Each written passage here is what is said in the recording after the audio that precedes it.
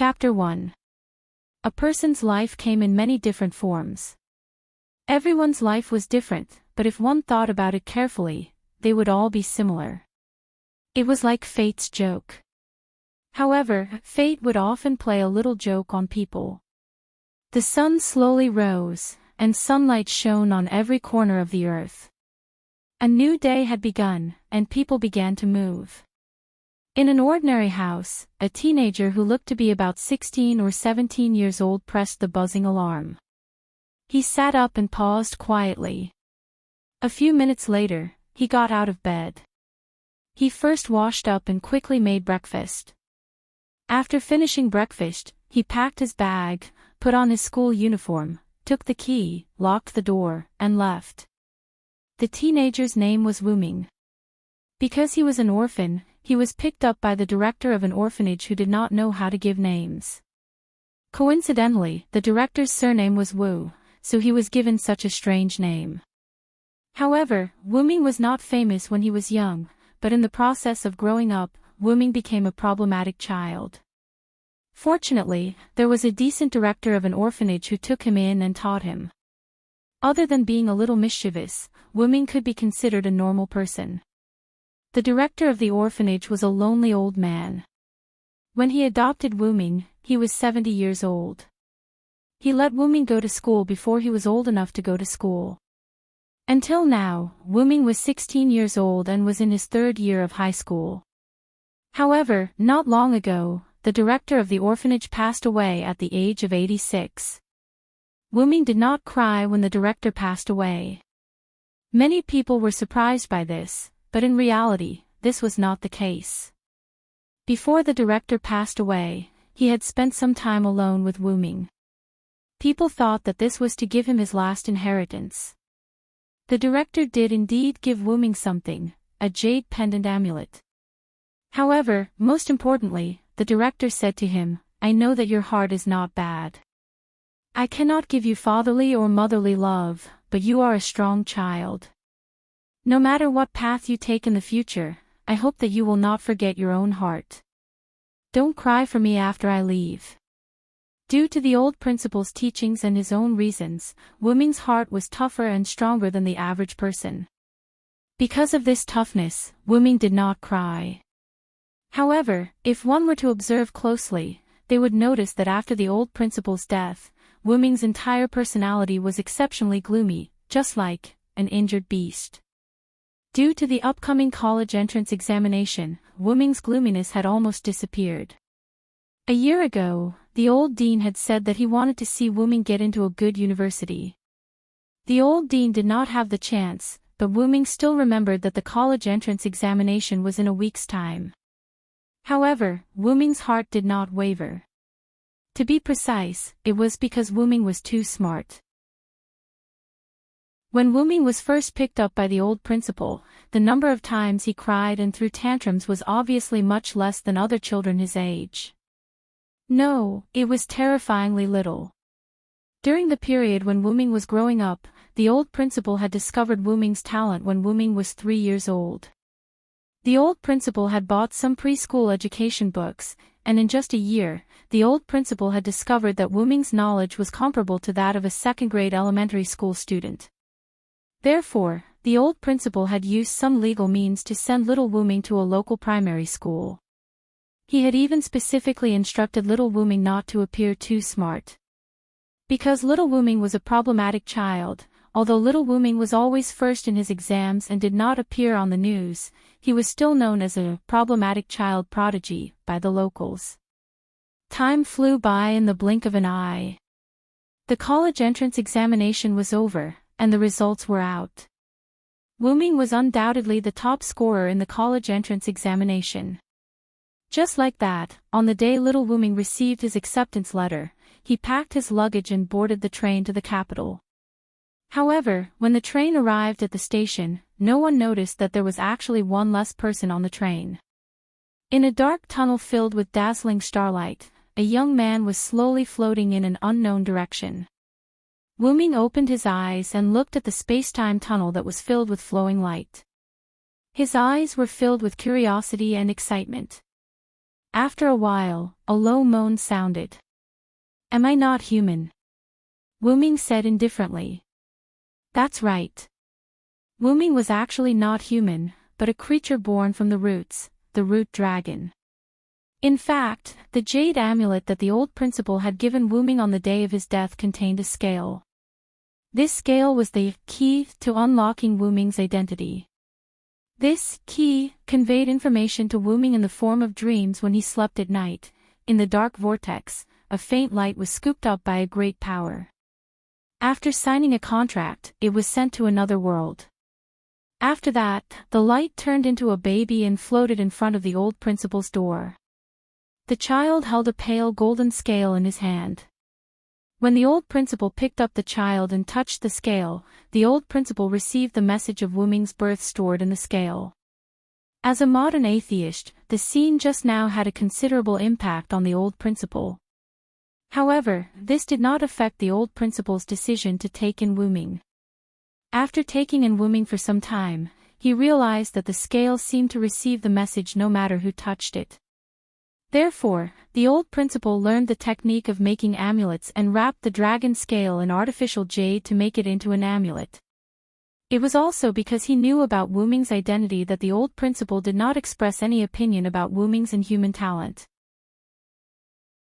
He even specifically reminded Wu Ming not to appear too smart. Although Wu Ming did not like to talk and did not have many facial expressions, this did not mean that Wu Ming had a personality flaw. Well, it was just a little. This was the price of being born from the roots in exchange for unparalleled talent. Wu Ming knew that as a higher and more mysterious being, he could not live in a world without any mysteries. In the end, Wu Ming decided to leave the world that raised him. And the way to leave was through Wu Ming's contract with a greater power. Simply speaking, Wu Ming had signed a contract with the restraining power of the M-shaped moon world. However, this was not the case. Wu Ming was still connected to the roots. This root was not the same as the one that was connected to Wu Ming was the common root of all worlds, known as the greater root. The root of the M-shaped moon world was merely a lower product of the greater root, known as the lesser root. If not for an accident, Wu Ming should have been an origin dragon born in the greater root, but he was born in the M-shaped moon world's root. This way, the restraining power of the M-shaped moon world could be said to have picked up a bargain. For Wu Ming, whether he was born in the greater root or the lesser root, the nature was the same. This was because the greater and lesser roots originated from the same root, so it would not affect Wu Ming himself. If there was an effect, it would be that the birthplace was different. Now, Wu Ming was heading towards the M-shaped moon world, which was the world he was born in. Because he was not familiar with the space-time tunnel, Wu Ming lightly touched a bright spot on the tunnel wall. Instantly, Wu Ming disappeared. Chapter 2. After being sucked into the space-time tunnel, Wu Ming fainted. When he woke up, he found himself lying on the ground, but that wasn't the problem. The problem was that Wu Ming was shocked when he saw the sky. The sky was gray, just like the kingdom of the dead, Wu Ming said slowly. Seems like you have good eyesight, a female voice said. Wu Ming turned his head and saw an extremely beautiful woman. She looked to be around 20 years old. Her body was wrapped in a black and purple tight suit. Very few parts of her body were covered in light armor. Her purple hair reached her waist and swayed in the wind. She slowly walked towards Wu Ming step by step. You're clearly a living person, yet you've entered the country of shadows. Seriously. As if she had noticed something amiss, her purple eyes focused and looked carefully. Smiling, she said, so that's how it is. An origin dragon. It seems that even the heavens are helping me. May I ask where this is? And who are you? Out of caution, Wu Ming was very polite, but he didn't let his guard down just because the other party was a woman. Yes, although she's very beautiful. Oh, you seem to have accidentally barged in. Origin dragon, don't you know me? She said. Seems like she's a big shot, Wu Ming thought.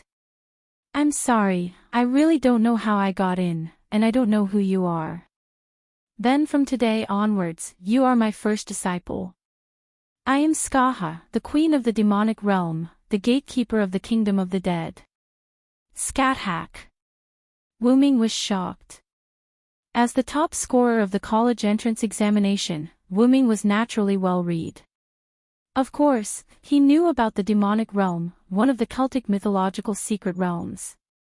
The queen of the demonic realm, the powerful god of war and gatekeeper, Skaha. Skaha had a keen eye that could see through the qualities and temperament of others, especially if the other party was mortal or not. It was also because Wuming was the origin dragon that Skaha couldn't see through Wuming's qualities and temperament at first glance. Naturally, he also knew Skaha's sad wish, to let someone else kill her. And as Skaha couldn't find anyone who could kill her, he decided to nurture someone who could kill him.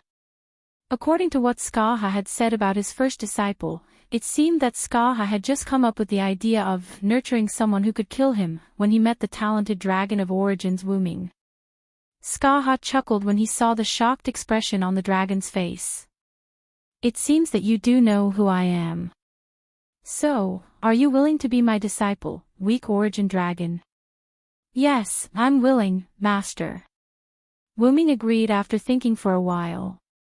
Wuming urgently needed an opportunity to become stronger, and now that there was an opportunity to become stronger in front of him, how could he let it go?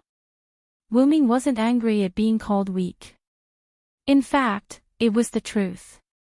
He was born not long ago, less than 20 years old, and was very weak. He couldn't even perform the most basic of root dragon abilities. He could only transform into human form with the help of suppression. All in all, he was quite weak now. This was also the reason why Wuming decided to leave that mysterious world. The greater the danger, the greater the opportunity. In that world, as the dragon of origins, Wuming couldn't gain any strength. Of course, that was true if his brain wasn't considered as strength. Very well. I believe that if it were you, you would definitely be able to fulfill my wish, Skaha said with a smile. Skaha smiled and said, remember, when you have the ability to kill me, don't hesitate to kill me. This smile made Wuming feel very sad. Just like that, the news of the young origin dragon becoming the first disciple of the queen of the demonic realm was spread throughout Celtic by Cuchulainn. The next morning, Wuming walked out of a small wooden house and looked at the sky. I'm used to seeing clear skies and white clouds. I'm really not used to such a dark sky. Yesterday, Skaha brought Wuming here and said, you can rest for the night. Training will officially begin tomorrow. After that, he didn't care about Wuming's feelings and walked away. Seriously, is he too excited because he found a chance to kill me? Wuming thought of that poignant smile again. While he was thinking, a spear suddenly fell from the sky and stabbed into the ground in front of Wuming. Exclamation point. Wuming was so scared that he took a step back. This is. Wuming looked at the silver holy spear. The spear emitted holy magic. As the dragon of origins, Wuming could naturally sense the magic emitted by the spear. Today, your mission is to gain the approval of this spear, Skaha said as he walked over from afar, ? Gaining the approval of the spear doesn't seem to be that easy. Wuming thought.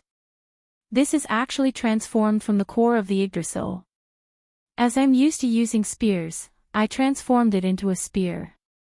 Skaha paused and continued, if you don't want to use a spear, you can change its appearance after you've gained its approval.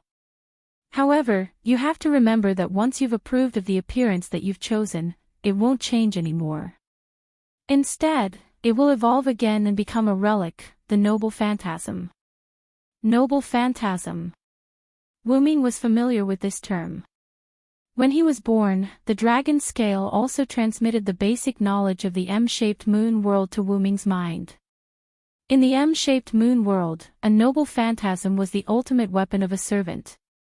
It was the miracle of materialization, the proof of heroism held by the servant, the crystallization of the human's yearning for miracles, and the strongest weapon known as the noble phantasm. It was similar to magic but more advanced as it was a weapon made from the human's imagination. It was the weapon, symbol, and unique skill of a servant. Of course, it was also a good weapon, and it could also be a skill.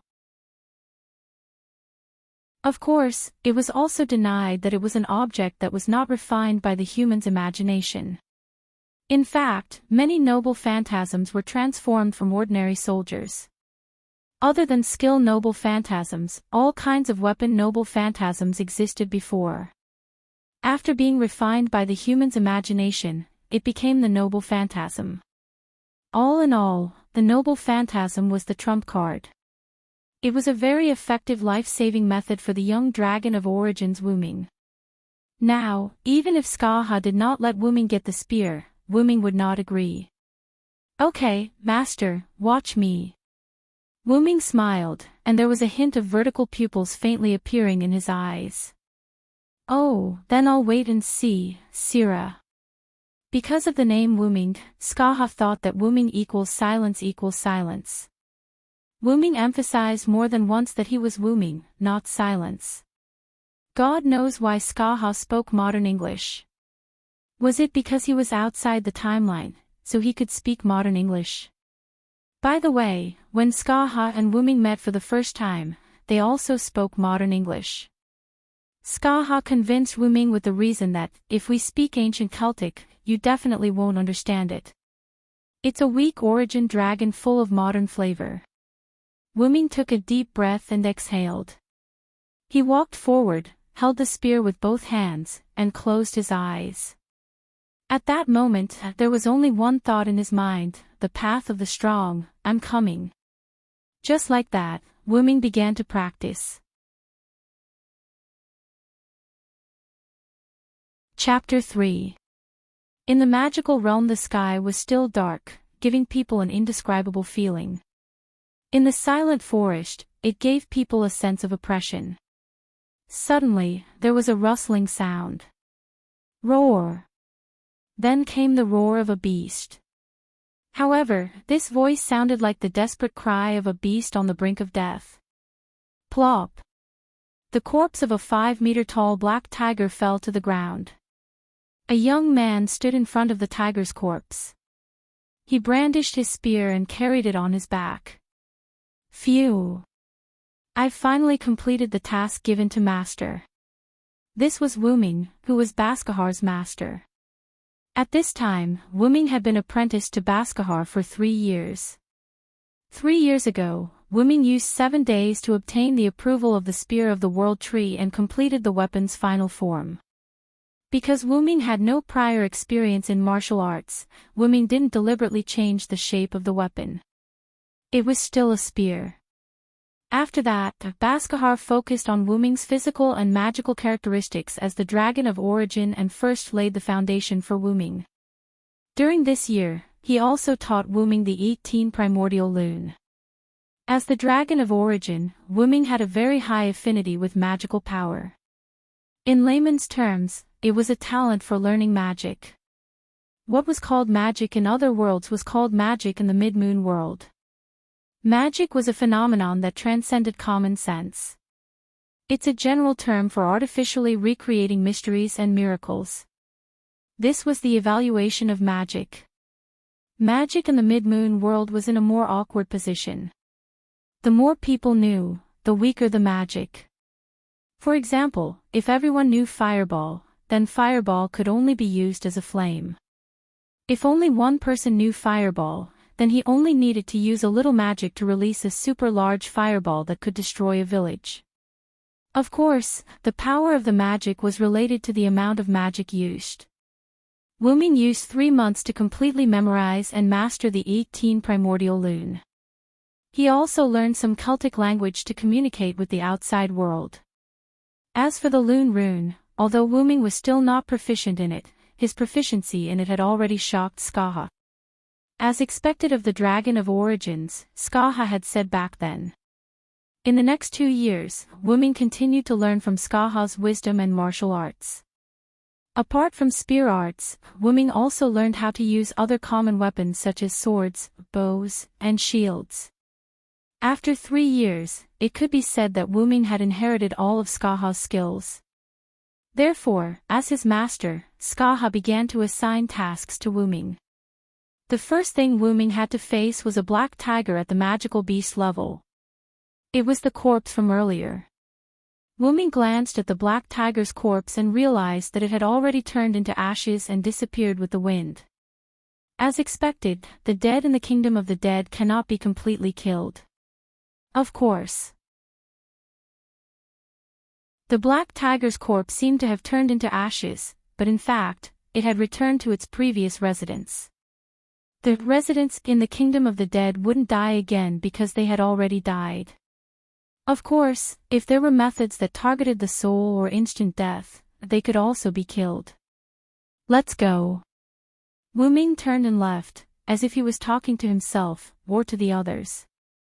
After a short while, Skaha appeared out of thin air and the surrounding lune runes disappeared. This was the rune's way of concealing one's aura. Have you discovered me? You're from the origin after all. You've grown so much in just 3 years. Not bad, my lovely disciple. Skaha seemed to have thought of something and smiled. Seems like my wish can come true. After that, he arranged a few more runes around himself and disappeared. Master, I'm back. Wuming returned to the place where he had descended.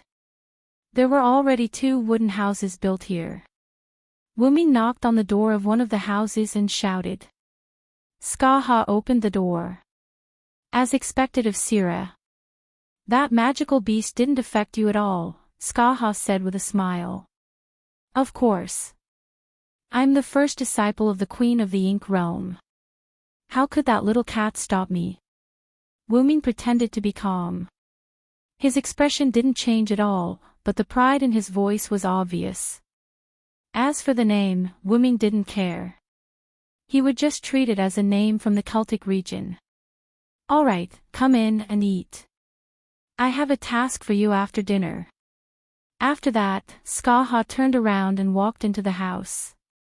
Although Skaha was his master, he felt more like a big sister to Wuming. Wuming had a rare smile on his face. In a forest, Wuming carried his luggage and held the spear of the world tree. He looked up at the sky and said, It's been more than 3 years since I saw the blue sky. How I miss it. Wuming recalled Skaha's words. You won't grow even if you continue to stay here. From today onwards, go out and train. I hope you can fulfill my wish when we meet again. Even if I have the ability to kill you, I won't, Ma. Sister Skaha.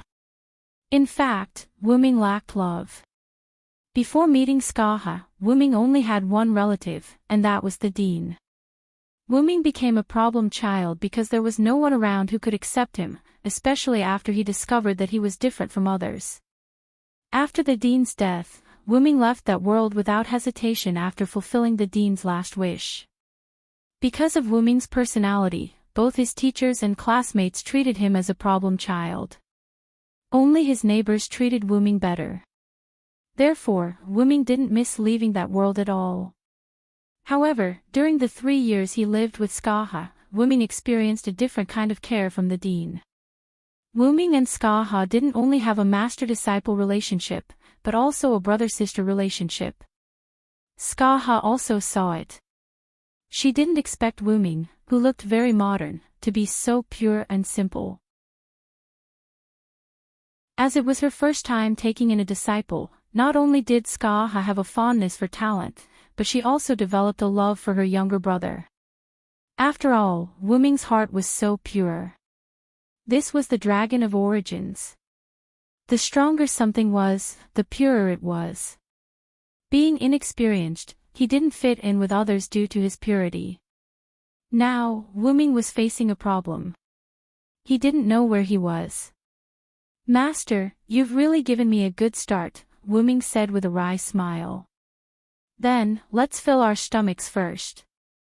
With that said, he walked into the depths of the forest.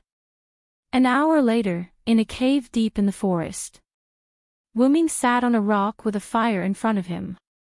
On top of the fire were some wooden racks. Some meat and 2 huge bear paws were being roasted on the racks. Outside the cave was the carcass of a huge bear. I remember seeing bear paws in a book before. I wonder if they're delicious. Poor demonic bear. In fact, Wuming wanted to go to the depths of the forest to pick some wild fruits. Because of the powerful creatures in the depths of the forest, wild fruits were more abundant than in the periphery. He didn't expect to meet this demonic bear halfway. The bear wanted to attack Wuming, but it ended up as Wuming's dinner. While Wuming was roasting, he looked at the bear outside. This bear's skin can be used to sleep. Just like that, night fell.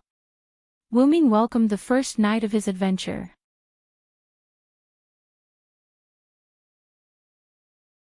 Chapter 4. The next day, Wuming embarked on his journey. He walked through forests and fought monsters.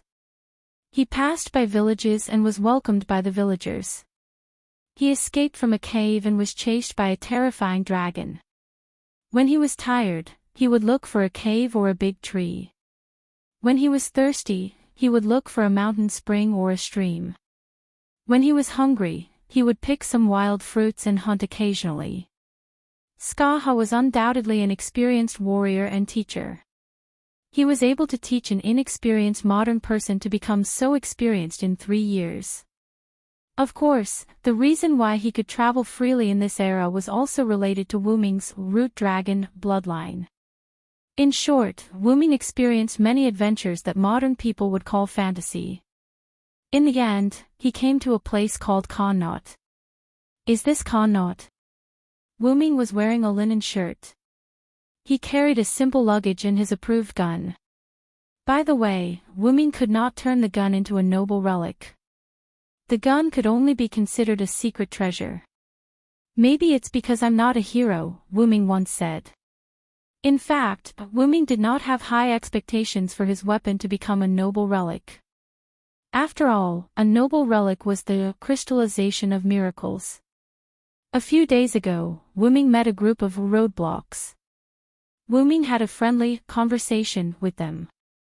They kindly pointed the way to the nearest country to Wuming. Connaught. I remember they said that the lord of this territory is called, what was it again? Tinny Mac Connie. I think that's the name.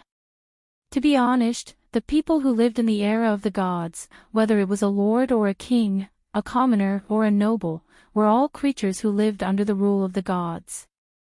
From Silent Wonder's point of view, the gods of the West were just a race with strange and powerful powers. In fact, this statement was not wrong. Silent Wonder's master, Skaha, had killed too many gods in the past, which led to him being cursed by the dead god, turning him into a human without dying. In summary, Wuming entered Lord Tinny's mansion and had a friendly conversation. The Lord of Connaught was a smart man. Wuming successfully became a resident of the city and the Lord's bodyguard. God knew where Wuming was when he left the demonic realm. It was not easy for him to find a country. Wuming did not want to live in the open anymore. Who would want to live a life without a fixed residence when there was a good life? Wuming was the same. Just like that, Wuming settled down in the Connaught area. Because it was the era of gods, a large number of magical creatures roamed around. In contrast, there was a large number of people with powerful powers. They were the legendary heroes of the later generations. As the western region of Ireland, Connaught naturally had its own heroes. However, because Wuming had been wandering around for a while, some of the more powerful magical creatures in the depths of the area ran to the outskirts. These heroes could not resist them. Once, a magical creature that was close to the level of a phantasmal beast wreaked havoc in Connaught. When everyone was in despair, Wuming wielded the spear of Yggdrasil and used the Lune rune to kill the magical creature after a few rounds of battle. Since then, the great hero who slayed the powerful magical creatures to protect Connaught, Celander, spread throughout Ireland. As his battle style was incomparably violent, just like a giant dragon, Wooming was given the title of Dragon of Connaught. After that, Wooming realized that the spear of Yggdrasil in his hand had some slight changes. It was as if, because its master had become a hero, it had to be worthy of its master. It gave Wooming the feeling that it was going to evolve into a treasure artifact. During this period of time in Connaught, apart from practicing the Lune Rune and honing his martial arts, Wooming also began to study the map of this world. This world was undoubtedly a world with a shaped moon. After coming to this world, Wooming's mana was connected to Wooming's origin. However, Wooming realized that he was now in the period between the 1st and 3rd centuries AD, which was the period of mythological history when the Ulster heroes and the Fiona Knights were active.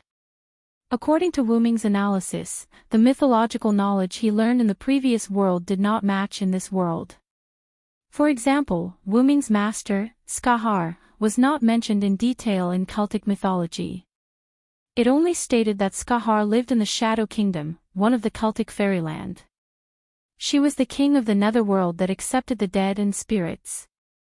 She was also the gatekeeper of the Shadow Kingdom, a god of war who had the skills to surpass the divine realm.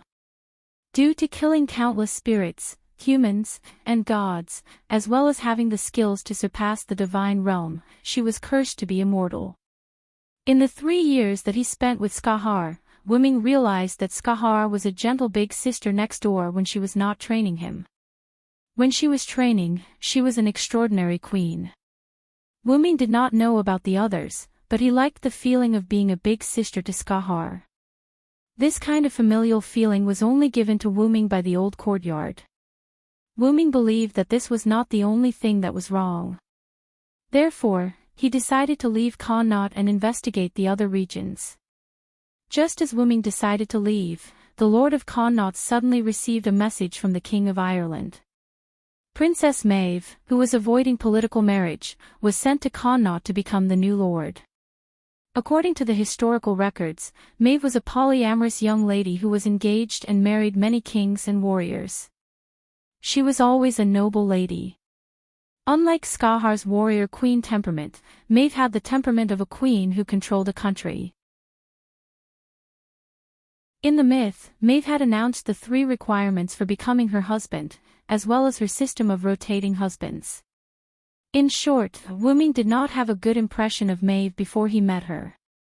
As a person who had received modern education, Wooming did not like the character Maifu. However, this was also an opportunity to verify the differences between the mythological stories that Wooming knew and the characters in the Shape Moon world. After receiving the news, Wooming did not care about the former lord, Dini, who was making a fuss. The Queen of Connaught, Maeve, who started the long march to capture the bull in Ulster's greatest war. This is really interesting. Let me see the difference between you and the mythological record, Queen Maeve. Wooming said with a smile. On the other side, on the road to Connaught. In a carriage with an army escort. A beautiful girl with a perfect body like a goddess was sitting in the seat, muttering something. Sira, the dragon of Connaught, ah, what a powerful and handsome name, and Maeve, the queen of Connaught, humph, here I come, my little sigh. Wooming, who was far away in Connaught, suddenly felt a chill on his back, and his body trembled, but he did not care. In this way, Wooming welcomed the most difficult woman in his life.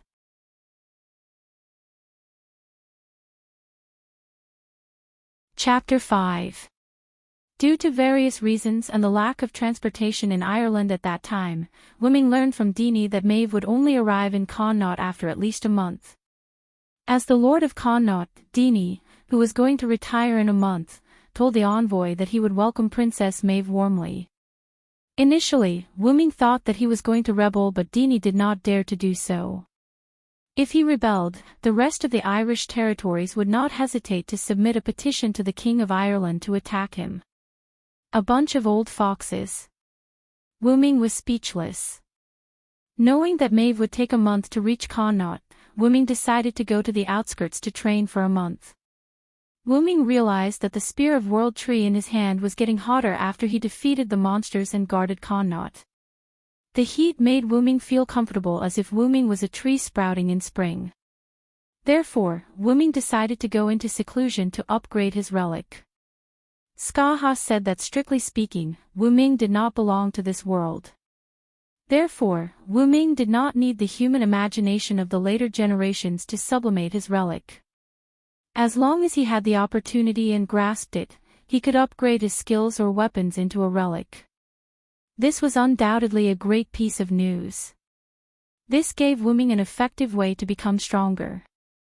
Not far away from Connaught, Wu Ming found a cave where the monsters that Wu Ming had killed lived. He blocked the entrance of the cave with a giant rock and added a Lune rune. After he was ready, Wu Ming began to upgrade the Spear of World Tree. I remember Master said that upgrading a weapon into a relic would only happen when there is an appropriate time. I still have to rely on myself. Wu Ming recalled. Then, Wu Ming sat on the ground with his legs crossed and wrapped the spear with magic power. It floated in front of Wu Ming. Just like that, in the dark cave, Wu Ming began to upgrade his first relic. Half a month later. Rumble. A mountain in the outskirts of Connaught was shaking as if there was an earthquake. It was accompanied by a thunderous sound.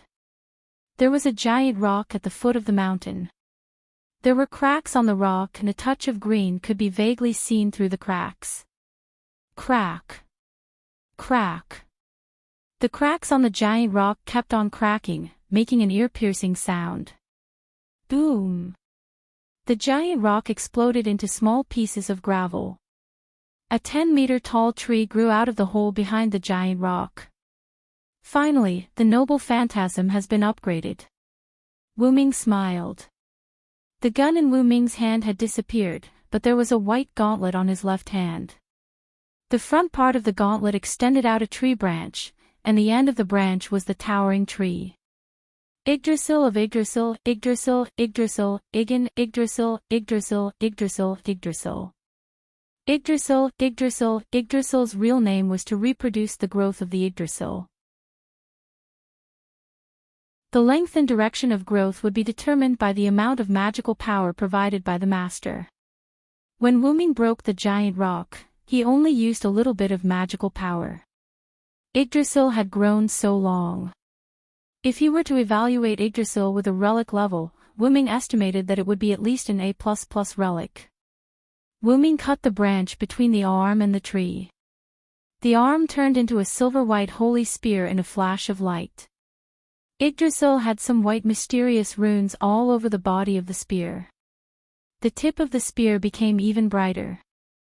After Wu Ming performed a set of spear skills, he put the spear behind his back and looked up at the sky. Caw caw.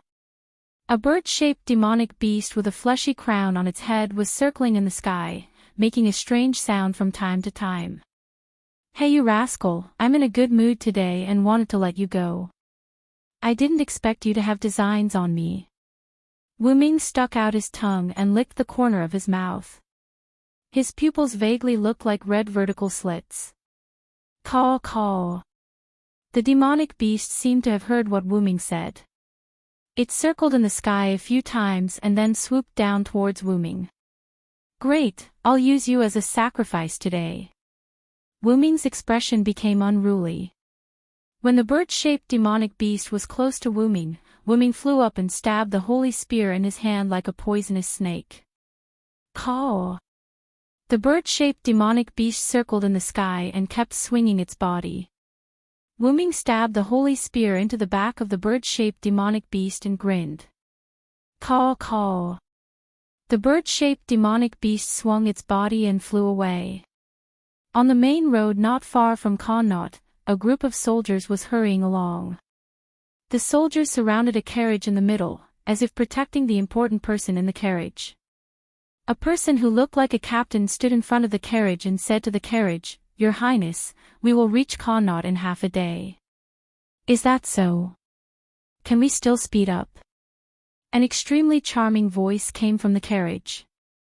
Your Highness, the soldiers have sped up their march according to your instructions and are nearing Connaught half a month in advance. The soldiers are already exhausted. Please allow me to request for a temporary stop to rest, the captain pleaded.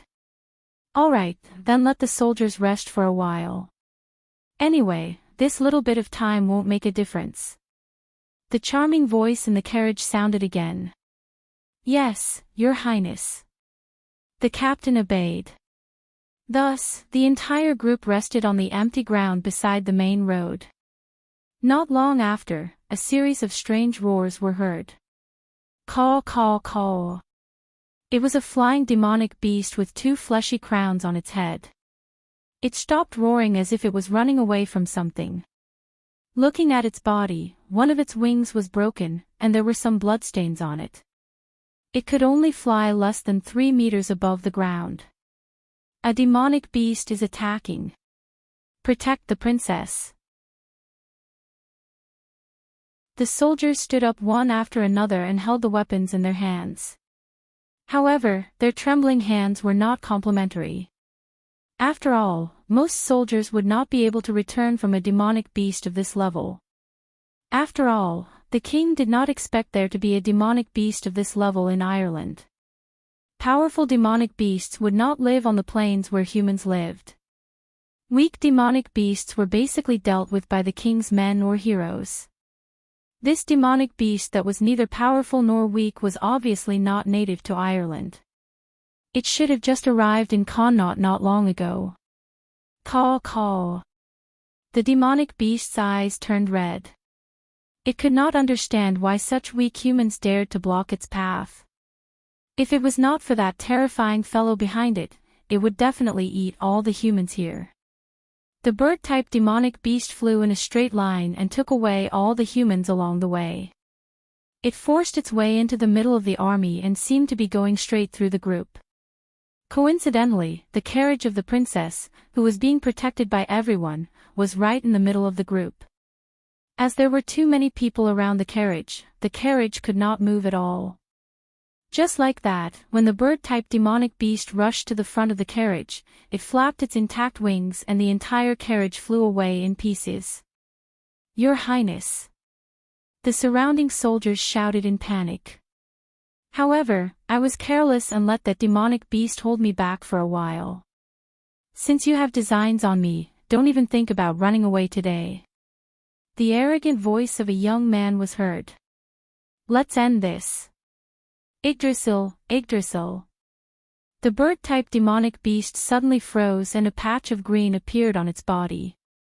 Puff! The demonic beast's body shattered and a towering tree soared into the sky. On the giant tree, the young man hugged the princess. The princess looked at the slightly arrogant young man in a daze and could not regain her senses for a long time.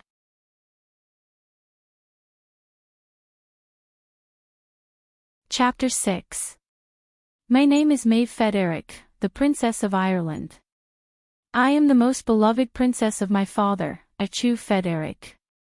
Since I was young, I have heard people saying that I am unruly. But I am talented. So what if I am unruly? If I become the queen of this country, I will definitely lead this country to prosperity and end this internal division. Now that the country is in an unstable state, my father decided to choose a few of his daughters from the 6 of us to marry lords who can stabilize the country. Ah, my pitiful father, do you really think that this method of marriage will work? To these nobles who only pay lip service, this is like giving them a windfall. Besides, I don't want to marry those lords who are old enough to be my grandfather. Thus, when I was married off by my father, I used my intelligence to escape. I returned to the royal palace to meet my father. My father knows my temper and my intelligence. Thus, he sent my other sister to marry that noble. My father thought that if she were to marry elsewhere, it would be the same result. In addition, my father dotes on me. In the end, my father decided to bestow me a territory, Connaught. He also allowed me to find my own husband. Hee, that is great. This way, I will be the queen of Connaught. I believe that under my wise leadership, the people of my territory will be happier. Also, I don't want to find my own husband. Those stinky men must be coveting my beauty. I must find a great hero who will not covet my beauty to be my husband. Oh right, I heard that a young hero has emerged in the Connaught region. His name is Sira. It is said that the hero wields a silver holy spear. When everyone was in despair, he killed the magical beast that was ravaging Connaught. No one could subdue it. Ah, how brave. I heard from others that he has black hair and black eyes. He has an imposing appearance and has a temperament that no ordinary person can have. When he fights, he is unruly. It is said that his eyes can turn into the vertical pupils of a wild beast. He is like a berserk dragon that bites his opponent. Ah, what a beautiful, brave, and violent hero. It must be because the heavens couldn't stand the afternoon anymore, so they sent you to save me. You must be the husband that the heavens chose for me, Maeve. Ah, my adorable little Sai, I'll be right there, right there, right there. You must wait for me in Connaught. Ah, right, since I am afraid that my little Sai will leave Connaught, then I have to speed up. I have to reach there in at least 10 days. I have decided. I will speed up the marching speed of the guards. Speed up according to the plan, we will only reach Connaught after a month. After half a month, I have only just arrived near the center of Connaught. Sigh, these soldiers are really useless. In the future, I must build a strong army myself. Finally, I could see little Sai. I couldn't wait any longer. Just as I was about to give the order to speed up the march, the captain of the guards came to ask me to let the troops rest. Sigh, that guard captain actually asked the army to rest. Do you know that you are delaying my time to see little Sai? We have rested many times along the way. In the end, I thought about it and decided to let it go. Seeing that they had escorted me along the way, I will let them rest for a while. After all, I am also a little nervous now, little Sai. Suddenly, the soldiers outside started to panic. Is there a magical beast attacking outside? How could it be? There shouldn't be any magical beasts of this level within the borders of our country. These magical beasts that are neither too strong nor too weak should have been wiped out. I can feel that the magical beasts are getting closer and closer to me. Am I going to die? I can't accept this. I haven't seen you yet, my little Sai. The carriage was smashed apart. Strange, why didn't I feel any pain? Due to fear, I closed my eyes. However, I could still feel that I was saved by someone. I could feel the warmth of the person who saved me. In a moment of carelessness, I actually allowed that male magical beast to entangle me for a while. You two, husband and wife, can forget about escaping today. Let's end this. Yggdrasil, Yggdrasil, that voice was so unruly. I opened my eyes that I had closed because I was afraid. What did I see? A young man with a slightly unruly expression. He held a silver-white spear in one hand and hugged me in the other. Standing on a huge tree, the sun shone on his face. This is such a sacred scene. He must be Sira. As expected, you are the husband that the heavens have arranged for me. My little Sai.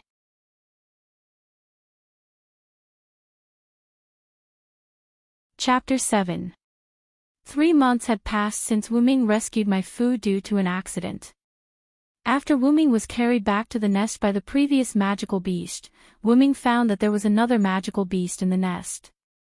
It seemed to be a male and a female. The male magical beast probably wanted to join forces with the female magical beast to deal with Wuming. Unfortunately, they were not strong enough.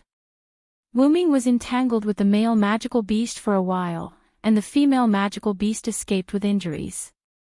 When Wuming learned that the girl he saved was Maeve, Wuming was stunned. That's right, Wuming really didn't expect Maeve to come back so quickly.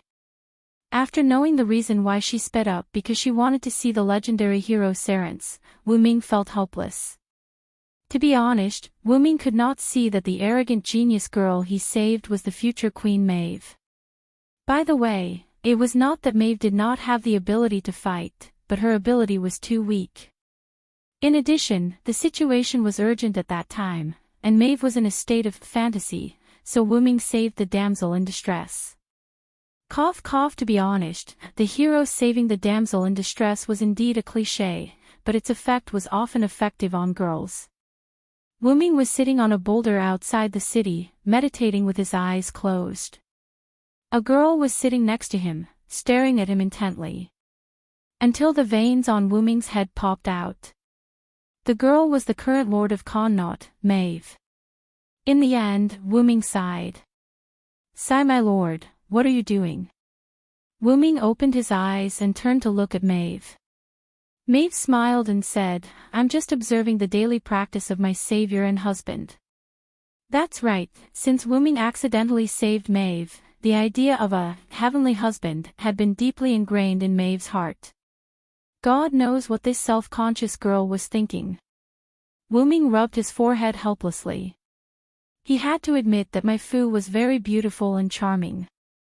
As for her personality, from what Wu Ming had observed, Mai Fu had yet to grow into the arrogant Queen Mai Fu who thought that all men would be addicted to her pomegranate dress. Right now, Maeve was just a rebellious and self-conscious little princess.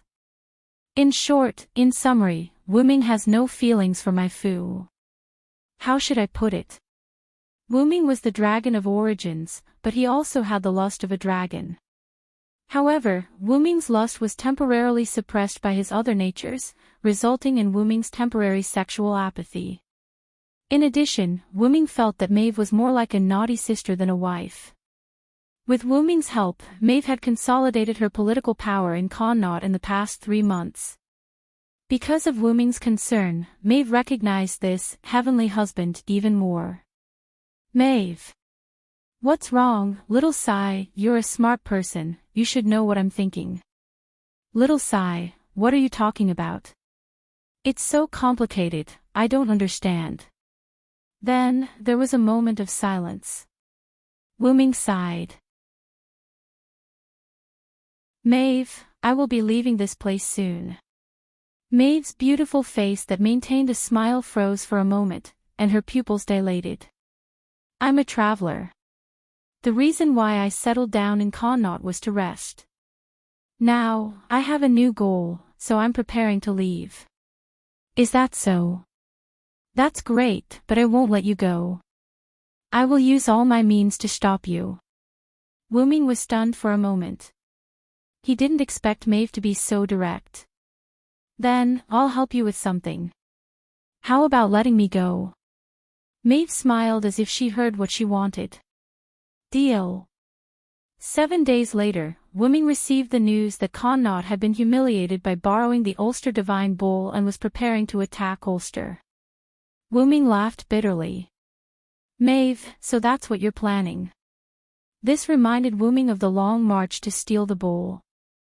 In the original novel, Maeve and her chosen husband were competing to see who was wealthier. She wanted to borrow the brown divine bowl from the Ulster region. However, because the messenger was drunk and arrogant, he said that he would attack Ulster if he didn't borrow it. This made Cooley, who wanted to borrow the bowl, back out. In the end, the war between Connaught and Ulster began. But that was many years later. With Maeve's current reputation and the strength of her soldiers, it was impossible for her to attack Ulster. It was likely that she would lose again and surrender.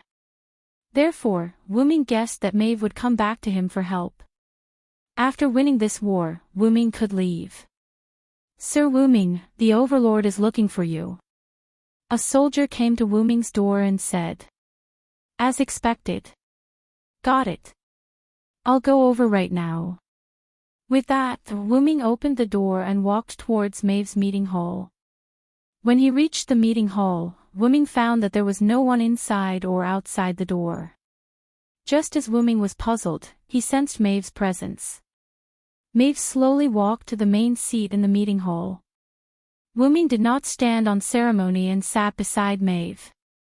I already know the general situation. But with the military strength of Connaught now, it's impossible to compare with the powerful Ulster. If you want me to lead the Connaught soldiers to attack, I think it's better to forget about it. Wuming went straight to the point without hesitation. Don't worry, little Sai. I definitely won't fight an unprepared war. Do you remember the blood I asked you for the other day? Wuming recalled the day when Wuming and Maeve reached an agreement. Maeve wanted Wuming to provide some essence blood. Wuming was not worried that Maeve would use some strange magic to control him. Maeve would not do that. She would not be Maeve if she did. Oh. What's the use of the blood? Wuming asked. Of course it's useful. I have a secret technique that can use a man's essence blood and my presence to quickly produce and nurture powerful warriors. Of course, although it's called production, it's actually the cyborgs produced through my hands and your essence blood. The strength of the cyborgs depends on the strength of the person who provides the essence blood. Therefore, I believe that with the soldiers produced from Little Sai's blood and my magic, our soldiers will definitely be invincible. Maeve said with a smile. Cyborgs. Wuming was not against the cyborgs. He was just a little repulsed. Then, when will the war begin? 7 days later. Maeve said.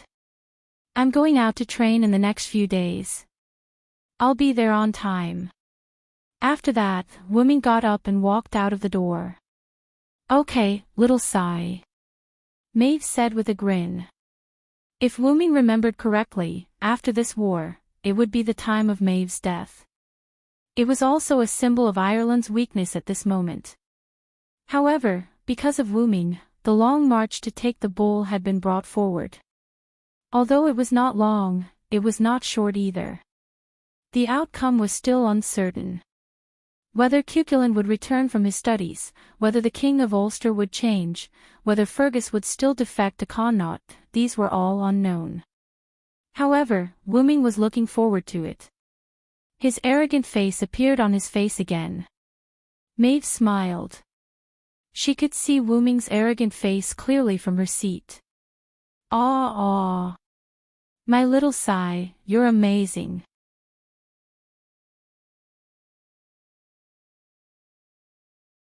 Chapter 8.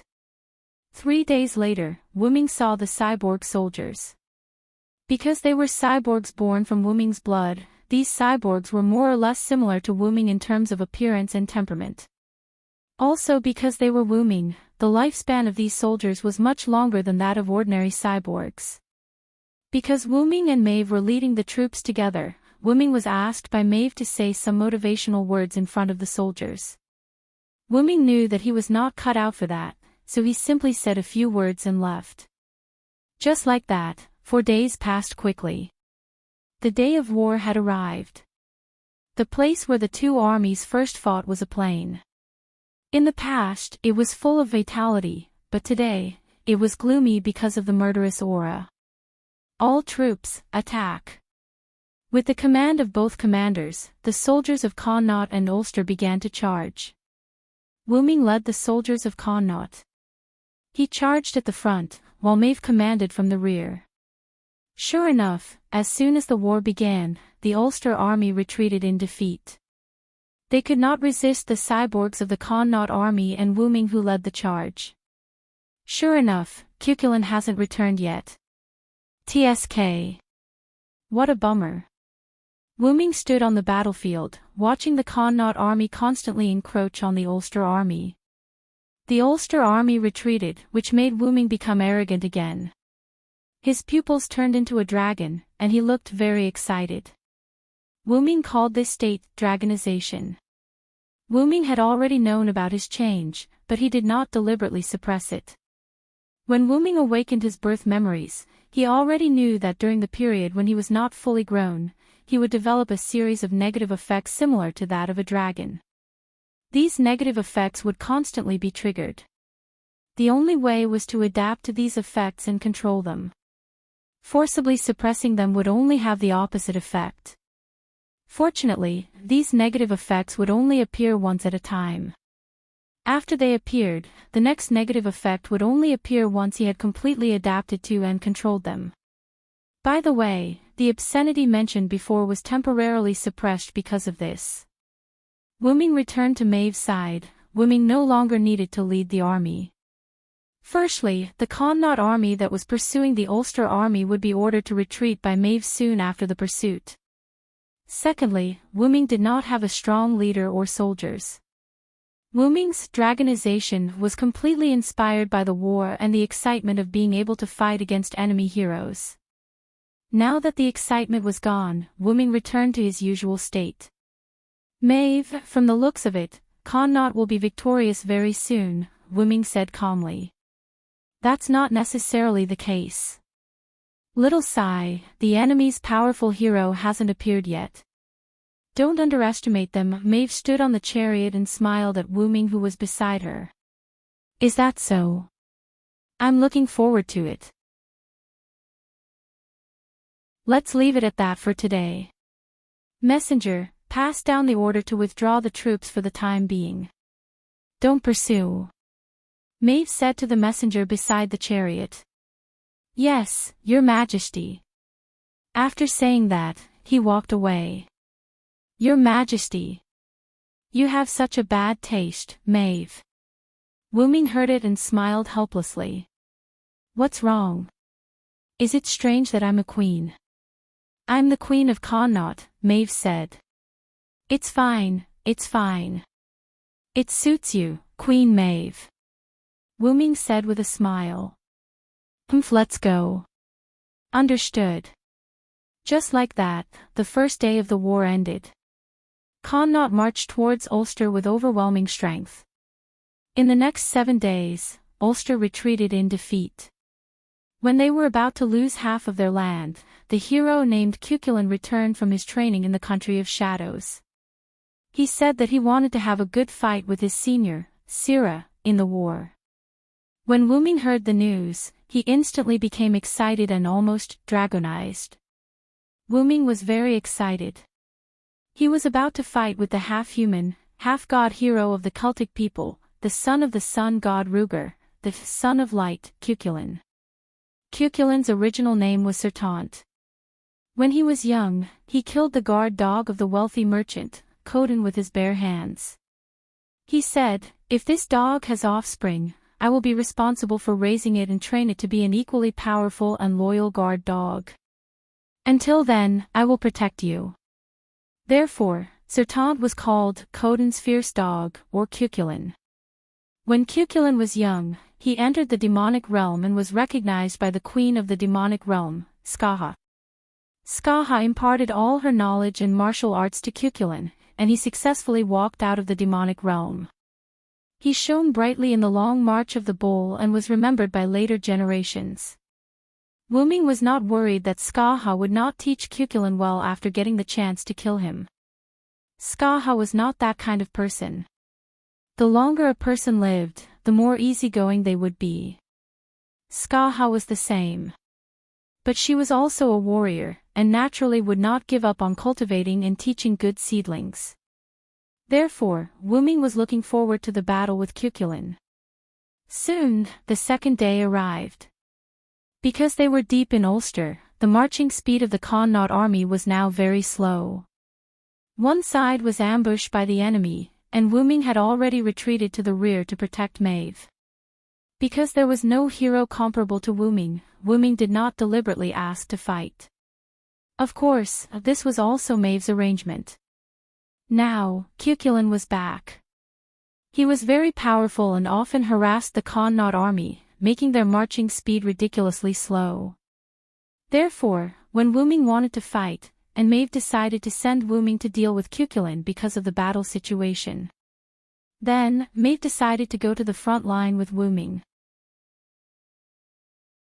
First, to boost morale, and second, to prevent Fergus of the Ulster army from sneaking into the rear to kill Maeve.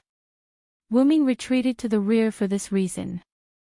Fergus of the Ulster army also understood this and stayed by the side of the King of Ulster to protect him.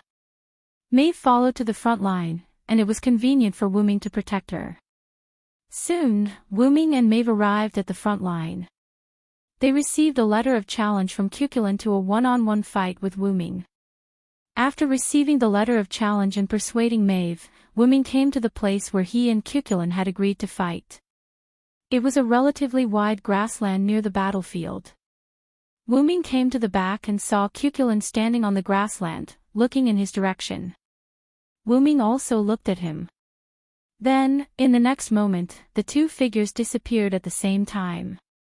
Two figures appeared in the middle of the grassland, their spears touching each other. Wooming's face was full of excitement. His pupils became vertical, and it was obvious that he had activated dragon form. On the opposite side, Cuchulainn also bared his teeth and grinned, looking ecstatic.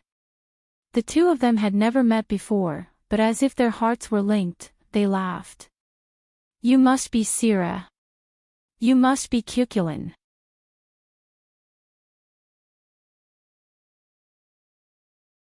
Chapter 9. Ever since Wooming left Connaught, he first hid his identity and traveled to Ulster and Leinster. During this time, he also obtained some treasures for various reasons. Tools and objects obtained from fighting heroes, treasures, weapons, jewelry, gold coins, etc. When he obtained too many of these treasures, Wooming suddenly had an idea. He used some of the quality items to refine a space-type rune for himself. Wooming spent 7 days to complete the rune. Wooming fixed the rune on the wall of his hand and placed all the treasures, tools, jewelry, gold coins, weapons, including Wooming's Spear of the World Tree, into the rune. If the rune was damaged or disappeared due to external forces, the items within the rune would all scatter out. It wouldn't cause the items to disappear along with the rune. Now, Wooming was doing his final inspection in Leinster. Wooming stood on a cliff by the shore and looked into the distance. As expected, the historical stories recorded in my previous world don't completely match the ones in this world, Wooming said calmly. Actually, that wasn't the case. Due to the long history, the accuracy of the historical records was greatly reduced. In addition to various modifications in later generations, that was why Wooming encountered heroes in historical myths and legends that didn't match the ones recorded in history books. Wooming decided to go to Great Headland Island to take a look. Of course, this was just a simple trip to see the country that King Arthur had once ruled. When Wooming went on a punitive expedition against a demonic beast, he obtained an old set of armor in its cave. This armor was a full-body suit, including the head. Although this armor was old, it was still very sturdy. After Wooming inquired about it, he learned about the origin of this armor from an old man in a village. King Arthur's gift ***********. This was found by the old man from the inner collar of the armor. The front part meant, King Arthur's gift, but the back part was too worn out to be seen. The old man said that this set of armor was brought by his grandfather from Great Britain. He originally wanted to sell it to a blacksmith in the big city, but who would have thought that the old man's grandfather would never return? When he heard that this set of armor was found in the cave of the magical beast that Wooming had defeated, the old man didn't say anything and just kept sighing. The old man gestured for Wooming to take this thing away, as if to the old man, it was a disaster. What interested Wooming more was that this set of armor could be worn by Wooming and fit him perfectly. Wooming, after cleaning the armor, put it on. Because of this, Wooming decided to go on a trip to Great Headland Island. Because it was a long time ago, the technology wasn't advanced. Wooming found a ship that could go to Great Headland Island a few days later. After Wooming paid some gold coins, the captain said that there was no problem at all. After a long journey that took half a month, Wooming finally set foot on Great Headland Island. His current location was the southernmost part of Great Headland Island, Wales. Because most of the west side of Great Headland Island was mountainous, Wooming's ship was headed to the southern part of England where there were more plains and more cities. Coincidentally, the legendary capital of King Arthur, Camelot, was in the southwest of Wales, not far from where Wuming landed. At night, Wuming arrived at the palace. Hearing that this was a palace that was transformed from King Arthur's palace, Wuming wanted to enter the palace library to see if there was any reliable information. As soon as he entered the palace, Wuming realized that there were many powerful knights. Wuming could defeat them, but Wuming would have to put in some effort. Because of Skaha, Wuming's various skills could be said to be at a higher level. Of course, in the eyes of those experts, Wuming was just showing off his slight skill in front of an expert. Therefore, Wuming's stealth skill came in handy here. Wuming seriously suspected that if he turned into a heroic spirit, he might be able to adapt to all 7 ordinary classes. As for those legendary adjudicators and avengers, Wuming didn't want to think about them. Outside the study, Wuming drew a few runes. After a wave of spatial fluctuations, Wuming entered the study. I have to say, the Royal Library is really big. Wuming specifically went to look for books that looked particularly old. Wuming summoned the light loon, and a ball of light appeared beside him. Wuming used the light of the ball of light to read the books. 7 days later, Wuming put down the book in his hand and let out a long sigh. Phew. Sure enough, reading is the most enjoyable. Wuming read for 7 days in a row. When he was hungry, he would take out the prepared food from the spatial runes. As a warrior, reading books was not tiring. Besides, as someone who was addicted to the sea of books, he wouldn't feel tired.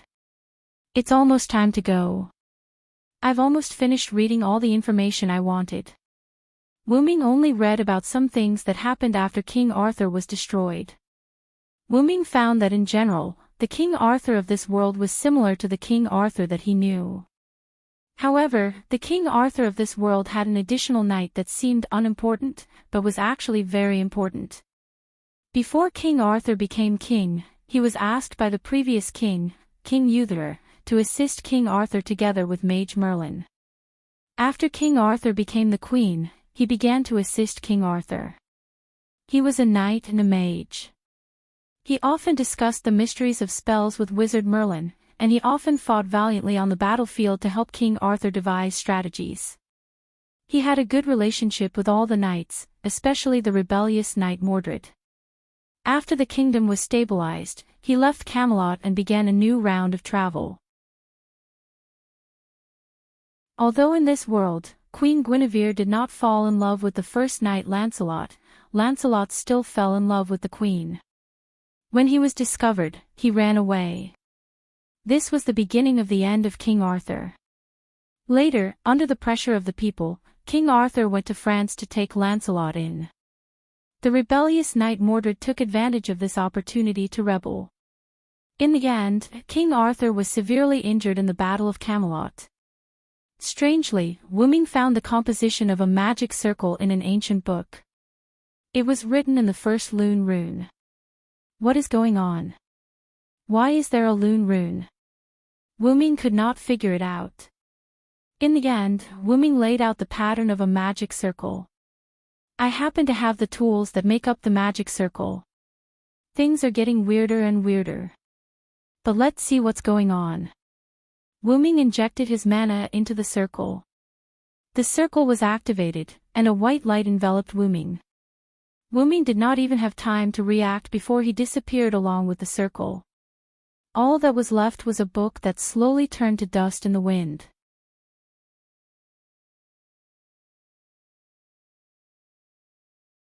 Chapter 10. When Wuming found himself wrapped in a magic array, he knew that this was a high-level teleportation array. Then, Wuming ran the magic in his body to wrap his whole body. Wuming did not notice that there was a faint light spot on his armor. Why do I feel like I've been tricked by myself? For a moment, Wuming's eyes lit up, and Wuming closed his eyes.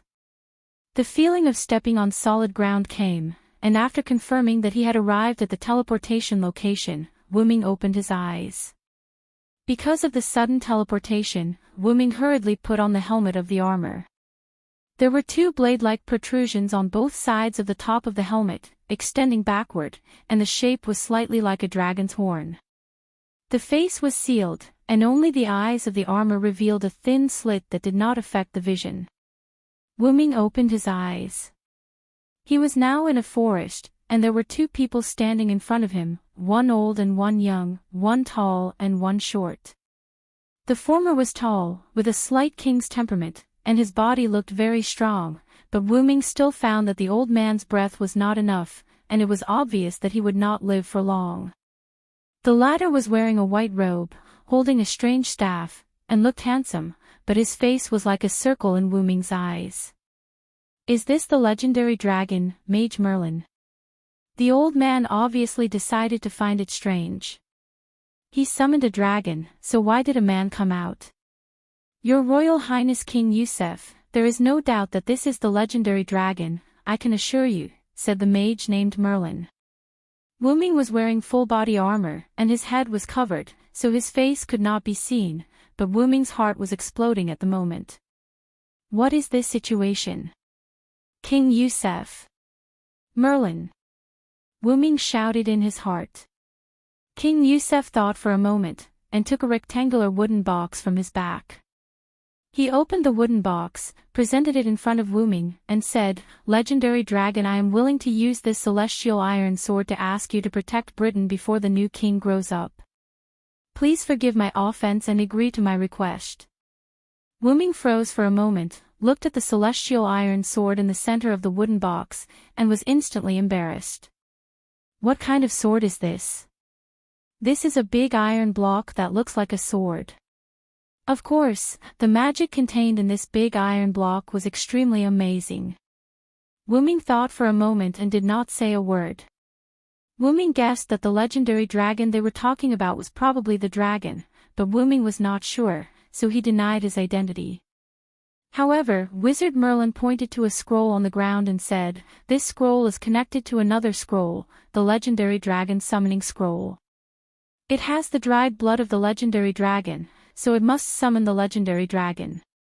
Merlin's meaning made Wu Ming have to bite the bullet. "Let's put this matter aside for now. Where is this place?" Wu Ming changed the subject. "This is the forest on the outskirts of Camelot, the capital of Britain.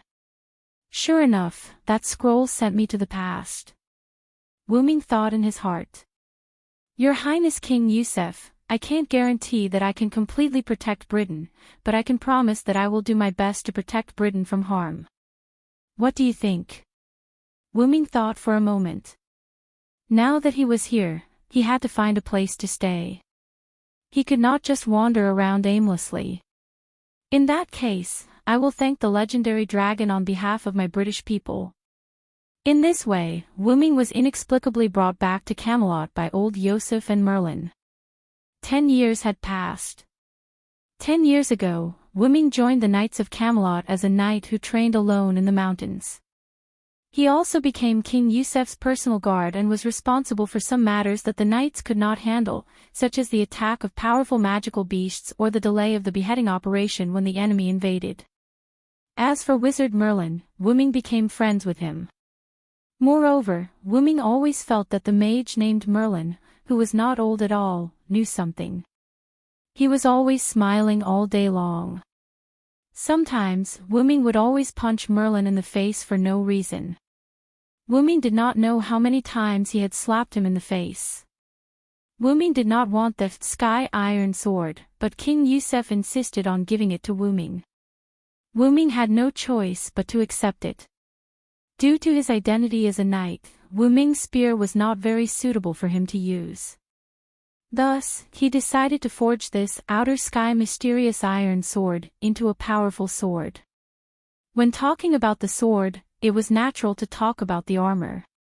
After talking about the armor, Wu Ming was surprised to find that the armor on his body had completely changed after he was teleported.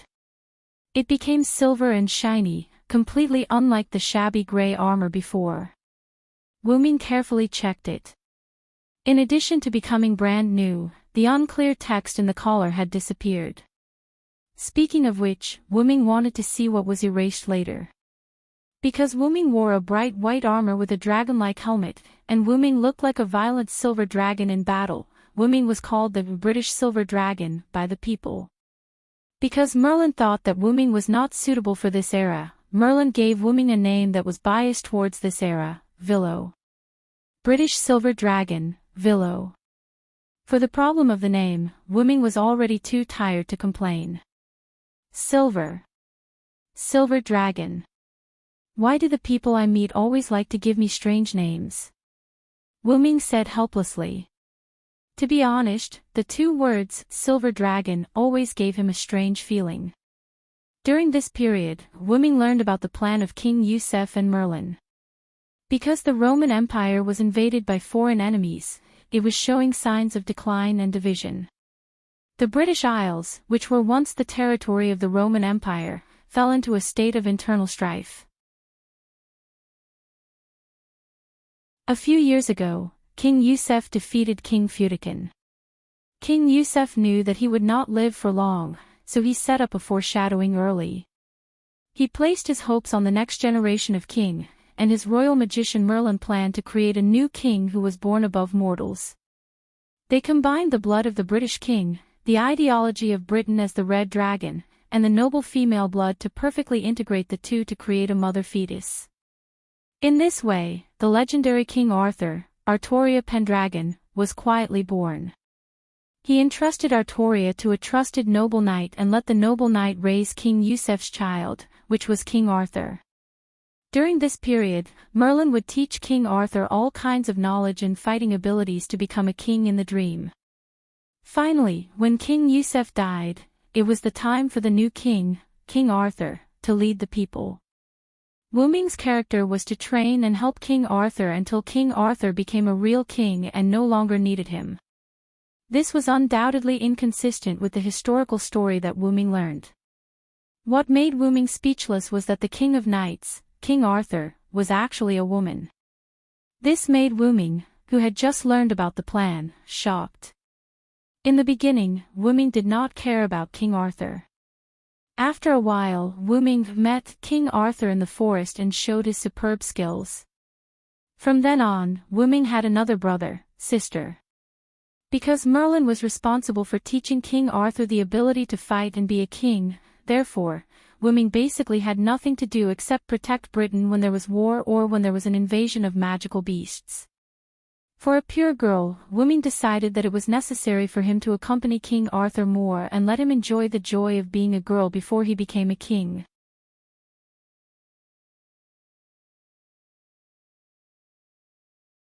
Chapter 11. In a forest, a young man, girl, with a slightly neutral appearance was training his thin and small body in the forest. Leah. The teenager, girl, stumbled and almost fell. Please don't call me that, Vi, the teenager, girl, said with a slightly red face. Ah.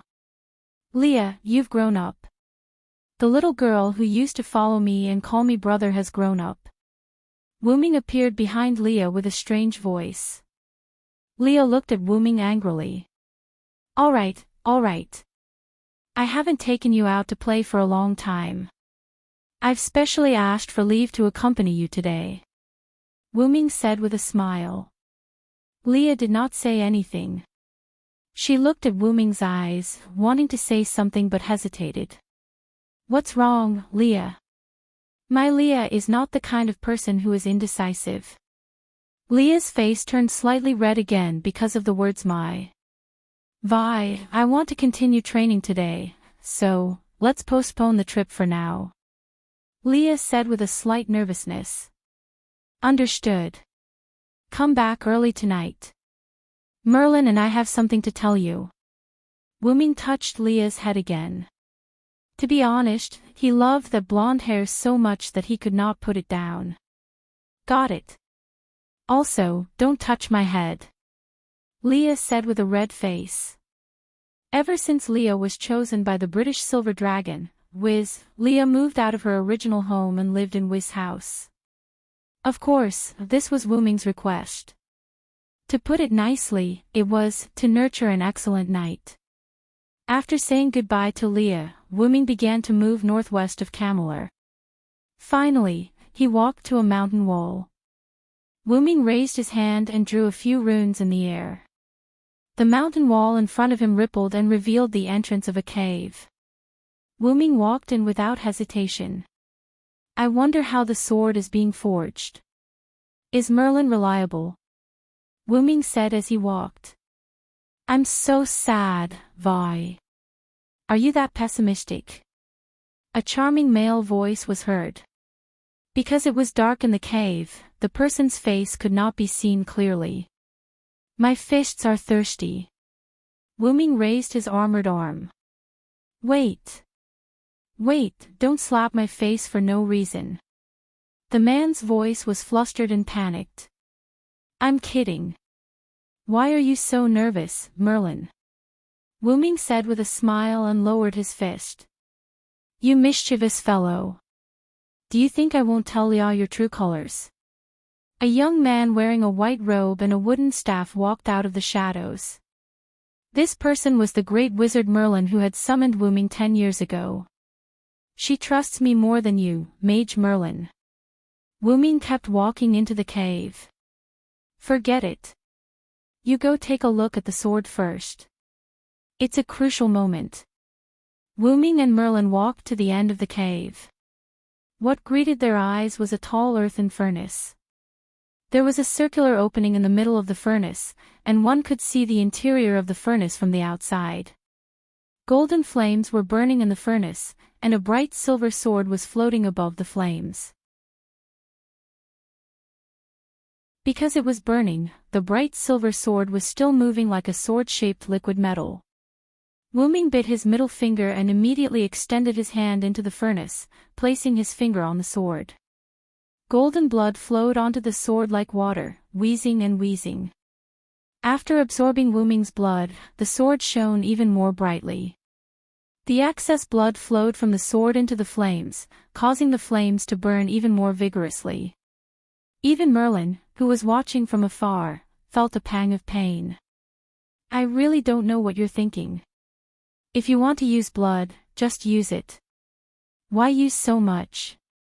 Merlin shuddered. You still have the nerve to say that. You say that blood is a rare treasure, and that you add some to Leah's food every time you cook. It's for her after all.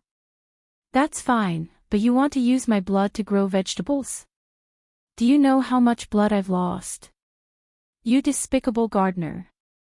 Wuming glared at Merlin. Merlin did not mind, and said with a smile, Oh, isn't this all for Britain? Ha ha ha. TCH. I can't be bothered with you. Wuming focused on letting out the blood. After a while, Wuming's face turned pale, and his middle finger stopped bleeding. Wuming withdrew his hand and looked at the sword in the furnace quietly. Merlin did the same, and looked at the sword in the furnace quietly. Suddenly, the flames in the furnace began to burn fiercely, and the sword in the furnace began to absorb the flames wildly. Whoosh! The flames burned fiercely. After a while, the flames were completely absorbed by the sword in the furnace. The originally bright silver sword became even more dazzling. The corners of Wuming's mouth curled up, and he stretched out his hand. The sword floated into Wuming's hand by itself. Wuming looked at the sword that was connected to his blood and could not help but praise, as expected of the sacred sword of Meteor. Congratulations, Wuming, Merlin said from the side, and this time he used Wuming's real name. This is all thanks to you, Merlin. I express my gratitude to you here. Wuming bowed to Merlin. Ha ha ha. I didn't expect that there would be a day when you would bow to me. Ha ha ha. Merlin seemed to have seen something incredible, and he laughed while holding his stomach. By the way, I'm going to retreat for a while. During this time, I'll leave Britain and Leah to you. Wuming did not care about Merlin's laughter and said calmly. He decided to start turning this sword into his own noble artifact now. Ah! It's so sudden. I have no problem, but it's hard to explain to Leah. Merlin also stopped laughing, and now was the time to talk business. I'll tell Leah to go home early today, and then you can tell her that I'm going out to fight monsters. Also, today is the time to tell Leah about her background. Ah. I do the bad things, and the good things always come to you. It can't be helped, I'm just a mage. Merlin laughed evilly. Don't give me that. You're the British sword saint. Others may not know about it, but I do. Wuming looked at Merlin helplessly. Although Wuming practiced his spear skills every day, he basically did not use a spear in the past 10 years, and had been using mass-produced knights. Although Wuming and Skahar majored in spear skills, Skahar was also a master of other weapons. There was once when Merlin saw Wuming practicing his swordsmanship, and gave him some pointers. Unexpectedly, after being stunned for a moment, Wuming suddenly swung his sword at Merlin, and scared him so much that he blocked it with his staff. Only then did Wuming realize that Merlin's swordsmanship was very strong. After that, Wuming half-jokingly called Merlin the British sword saint. Ah! Don't talk nonsense, I'm not worthy of being called the British sword saint. Merlin said that he could not afford to be called the British sword saint, but he still showed a proud smile on his face. All right, stop talking nonsense. Let's go, and remember to seal the entrance of the cave when we reach it. Wuming waved his hand, indicating that he wanted to go into seclusion there. Come out as soon as possible, King Yusef can't hold on for much longer. I'll tell Leah about her background tonight. After saying that, Merlin turned around and left. Phew.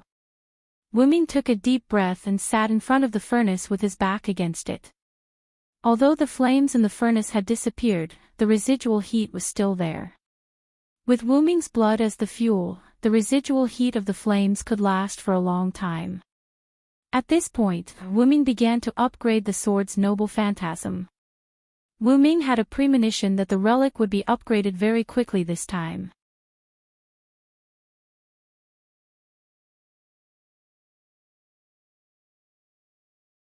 Chapter 12.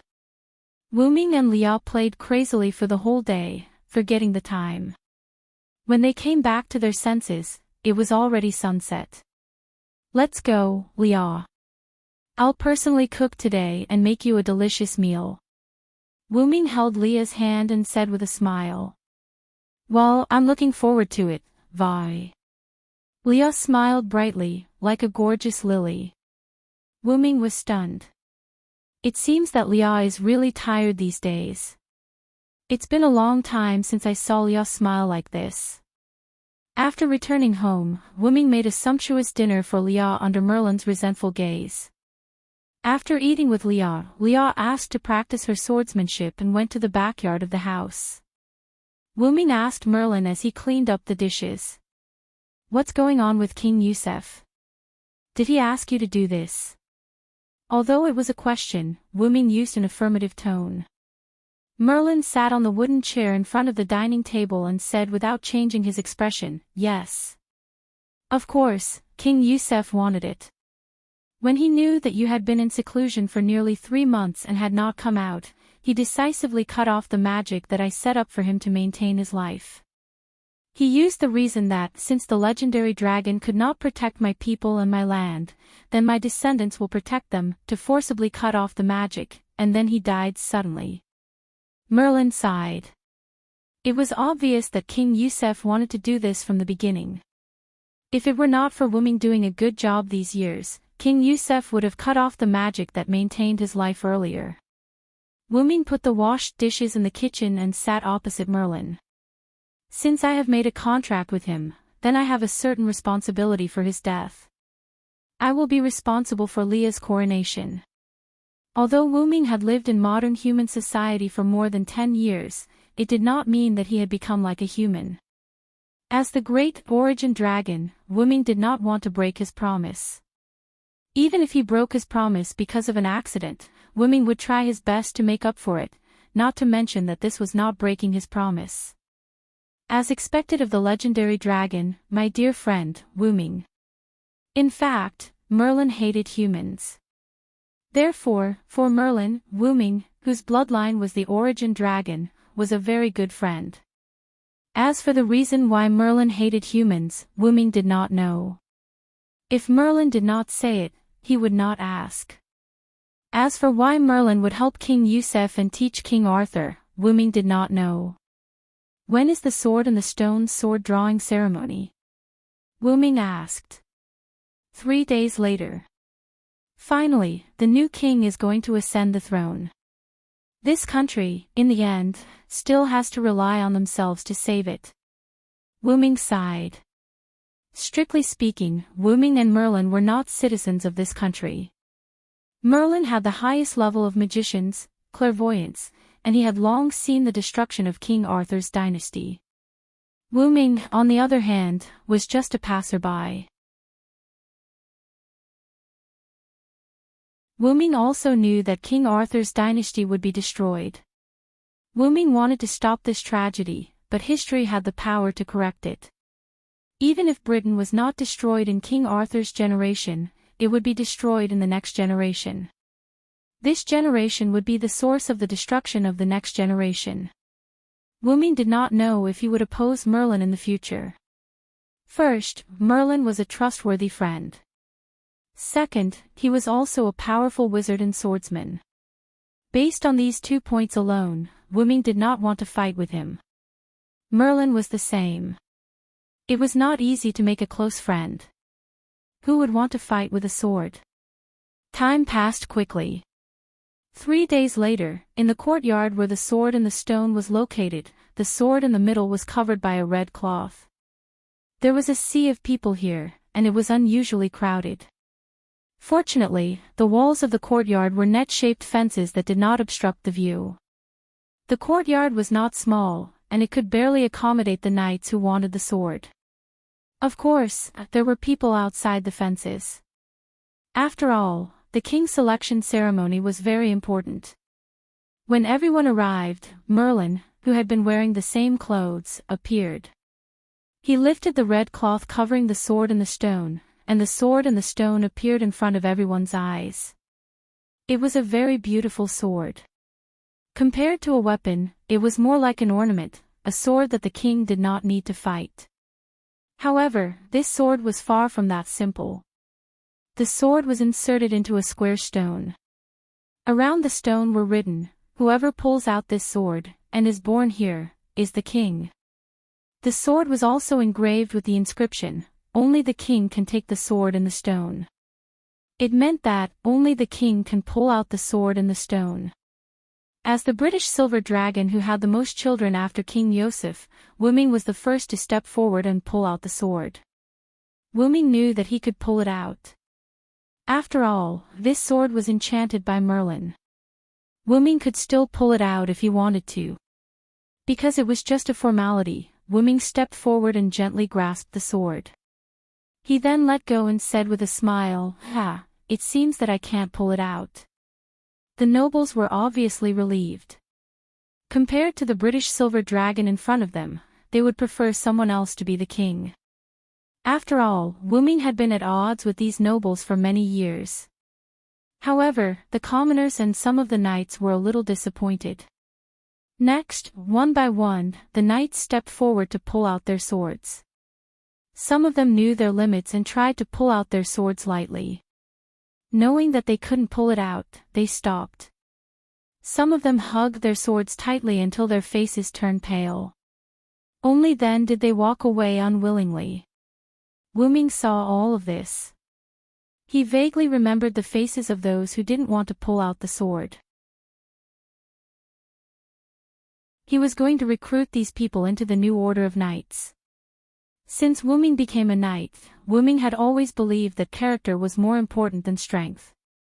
Not long after, almost all of the knights had pulled out their swords.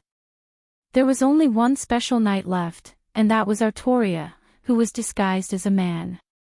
Because to become a noble knight, one had to be an adult, and Artoria was obviously underage. For this reason, Wuming specially applied for a knight title for Artoria. Artoria also passed the test to become a knight, but the nobles still refused to let go because she was not old enough. As a result, Artoria was given a special knight title and became a special knight. Therefore, the commoners began to ask for a new king. Some wanted to use force to determine the winner, while others wanted Wu Ming to be the new king. This was what most people were shouting for. The nobles were instantly unhappy and immediately objected. What a joke! What was the difference between the two? Everyone knew that the British Silver Dragon was now the most powerful knight in Britain. Even King Yusuf might not be able to defeat the British Silver Dragon in force. Of course, for Wu Ming, who was gradually awakening the bloodline of the Root Dragon and had greatly improved his physical magic power, if a human could still defeat him, then he should find a piece of tofu and kill himself. Even if it was Cuchulainn, Wu Ming estimated that he could defeat him now. After all, Wu Ming had obtained the second noble phantasm. At this moment, no one was optimistic about the last night. After all, in the eyes of many who did not know the truth, Artoria became a knight because of the British Silver Dragon Villo. Just as the nobles were loudly objecting to using force to elect a new king, Artoria stood in front of the sword and the stone. She heard a voice. It was Merlin's voice. Before you pick up that thing, it's better to think carefully. Once you pick up that sword, you will no longer be a human until the end. You will be hated by all humans, and you will eventually meet a tragic death. Artoria looked at Wu Ming. She found that Wu Ming's eyes were full of support and trust. Then, she resolutely reached out and grabbed the sword and the stone. She pulled hard, clang, the sound of the sword being unsheathed echoed throughout the sky. At this moment, everyone, whether they were commoners or nobles, was silent. The commoners' eyes were full of hope, while the nobles' faces were full of confusion. "Greetings, King." The commoners and nobles were startled by the voice and looked at the source of the voice. Wu Ming knelt on one knee in front of Artoria. Obviously, he was greeting the new king. Then, almost all the knights followed suit and knelt down on one knee. "Greetings, King."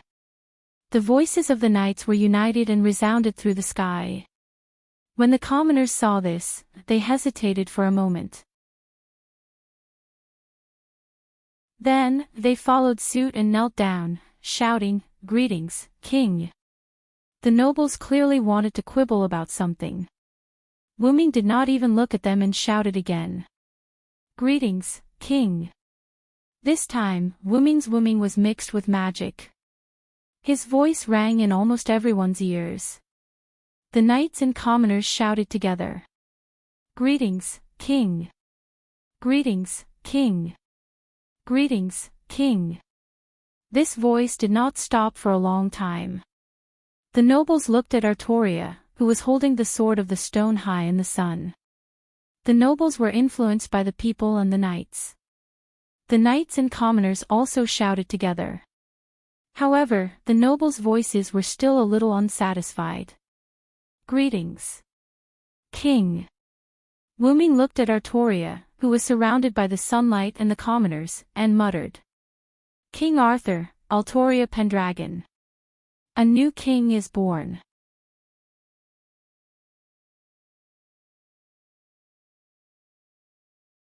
Chapter 13. It had been 7 days since Artoria pulled out the sword and the stone. During these 7 days, the nobles were in a mess. They complained that the new king was too young. Under Artoria's worried eyes and Merlin's mocking eyes, Wu Ming visited all the nobles at night. After 7 days, there were no more objections. Instead, the nobles kept praising the new king for being young and promising. They even praised the new king for drawing his sword and calling it the will of God. At night, in the palace, Artoria and Wu Ming were dealing with documents in the meeting room, while Merlin was preparing for the coronation ceremony. Due to the lack of a king, Artoria started to deal with the documents in advance with Wu Ming's company. After dealing with the last document of the day, Artoria looked at Wu Ming. Wu Ming was also dealing with the last document. Artoria stared at Wu Ming, who was working on the documents in a daze. A strange light appeared in her eyes. When Wu Ming finished dealing with the last document, he noticed that Artoria was staring at him. What is it, Liao? Is something the matter? Vi, nothing. I just want to know how you convinced the nobles. Merlin told me that the nobles are very difficult to deal with, Artoria asked with a red face. Oh, you're talking about those nobles. It's very simple. I just told them, if you're against I'll becoming the king, then I'll become the king. I believe that no matter if it's in terms of reputation, experience, or strength, I'm qualified. I believe that the people will also choose me. I told them that. Then, the nobles pretended that I was thinking about it, but in fact, they were already panicking. Now, they want you to be the king immediately. After all, it's easier for them to deal with you than me. Wu Ming got up and sat beside Artoria. Of course, there are nobles who support you, such as your foster father Hector and your foster brother Kai. I'm going to form a new order of knights and invite them to join. After all, your foster father and foster brother are also very good knights. While talking, Wu Ming couldn't help but despise the nobles who opposed Artoria. They couldn't even see the situation clearly. What right did they have to be nobles? Sooner or later, they would be stripped of their titles. My foster father and foster brother. They were indeed excellent knights. Before I met you, my foster father was my role model and my foster brother had been competing with me in a friendly manner. Now that I think about it, it was a wonderful time. Artoria sighed with emotion. You have to get used to it. After all, you are going to be the king soon. Besides, you have me by your side. Wu Ming said as he patted Artoria's head. Artoria's face turned red again. Then she said, Don't worry. By the way, Vi, wouldn't it be better if you become the king? Artoria was a little nervous. Sigh. Why do you say that? Wu Ming was puzzled. Because you said it yourself. Whether it is reputation, experience, or strength, you are more suitable. Artoria looked into Wu Ming's eyes and said. Ha! Liao, you have to believe in yourself. Let's not talk about whether I am a local or not. Even if I am, I will not become the king. My favorite thing is traveling. How can I travel if I become the king? Wu Ming laughed. Artoria looked at Wu Ming's handsome face that didn't age at all. By the way, Vi, how old are you? I remember that I've known about you for as long as I can remember, Silver Dragon of Britannia, and all the other kings around me have acknowledged your existence, Artoria suddenly thought. In fact, there were many kings on the island of Britain today. Britain was originally ruled by Rome. Because of the civil strife in Rome, Britain became independent. However, at the same time, the disaster of the people came. Originally, it was the demon beasts. Now, there was war. Since Wu Ming was appointed by King Yusef and made a name for himself, he traveled around the island of Britain when Camelot was settled. At the same time, he saved many people and helped many kings. Naturally, the title of the British Silver Dragon appeared. My age. About 30 years old. To be honest, I can't remember the details. Wu Ming said casually. 30.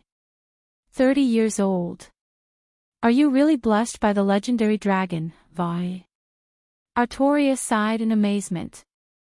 Wu Ming was laughing in his heart. Merlin once told the public that the British silver dragon Vilo Sarensfeld was a warrior blessed by the legendary dragon. He was also the knight of the King of Camelot who was guided by the legendary dragon. When he heard Merlin's words, Wu Ming was stunned. Wasn't the legendary dragon himself? When he came back to his senses, he immediately gave Merlin a punch. Thanks to this, Wu Ming's appearance did not change in the past 10 years. No one doubted it. Coupled with Wu Ming's kind temperament and powerful strength, the people of Camelot were very happy. Even the kings who were on good terms with Camelot would ask Wu Ming to help if they could not deal with the demon beasts. Of course, this was under the premise that King Yusef agreed. In fact, after King Yusef's death, many kings sent people to find Wu Ming in private. They wanted to recruit Wu Ming to their country. Of course, there were some before, but it was not obvious. Now, there were all kinds of temptations. If money did not work, they would use treasures. If treasures did not work, they would use weapons. If weapons did not work, they would use titles. If titles did not work, they would use beauties. Some even brought up their own sisters, daughters, and granddaughters. For the kings who gave Wu Ming a good impression, Wu Ming politely rejected them. As for the kings who Wu Ming hated, Wu Ming did not even care about them. Okay, don't think so much. Even if I am a warrior blessed by the legendary dragon, I am still your knight. I promise, I will always be with you, my king. Your Majesty. Wu Ming smiled, and his handsome face made Artoria dazed. When she came back to her senses, Artoria lowered her head and said with a red face, "Okay, the documents are done. Let's go home. Early to bed early is good for health. You told me that." Artoria pushed Wu Ming. Realizing the problem, Wu Ming smiled bitterly and thought, "Why did I find that I became better looking before? Is this the benefit of the awakening of the origin dragon? By the way, Liao. What's wrong? When you become a king, call yourself the British Red Dragon." "Oh, British Red Dragon. Yes, we are the British Red Dragon and White Dragon. A pair. Let's talk about it later."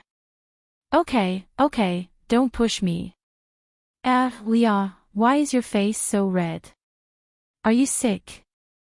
No. Okay, let's go home and sleep." Yes. The moonlight came out from the dark clouds, illuminating the path of the man and woman.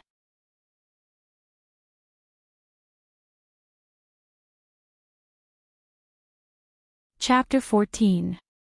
3 days later, Artoria, who had disguised herself as a man, accepted the coronation ceremony of the Pope.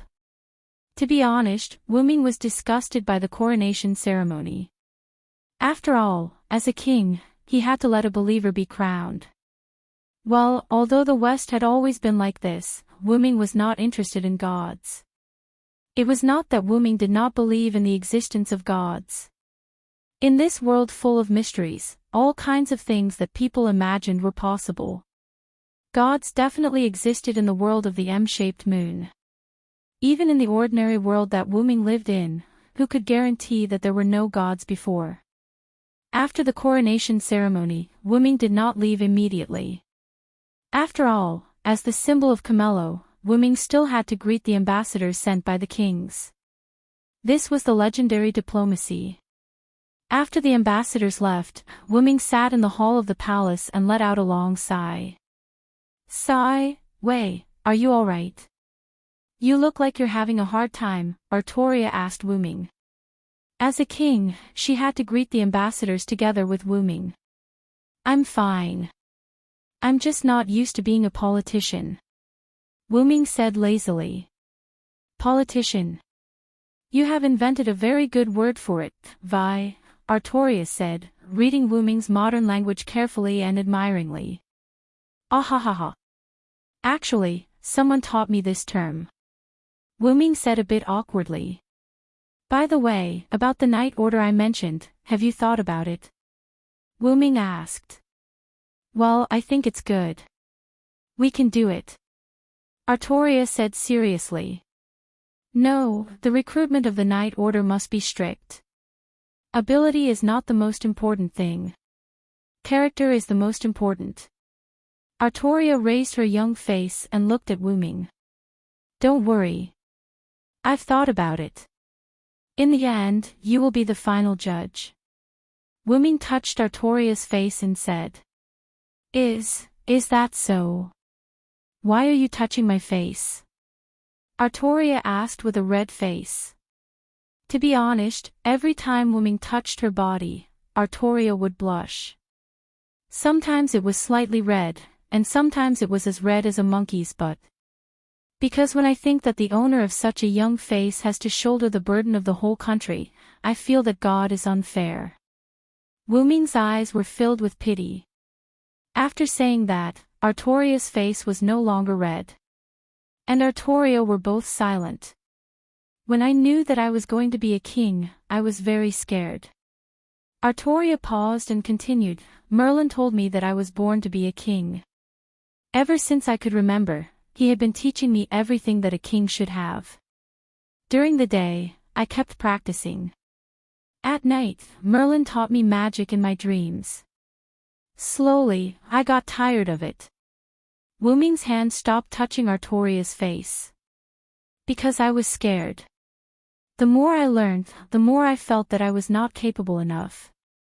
I was scared that I could not become the king that Merlin and the people expected, until what? Until I met you. Artoria looked into Wuming's eyes. Her emerald eyes were filled with emotions. Ever since I could remember, I knew the story of the Silver Dragon of Britain. As a knight, he was very good. He was noble, powerful, smart, and kind.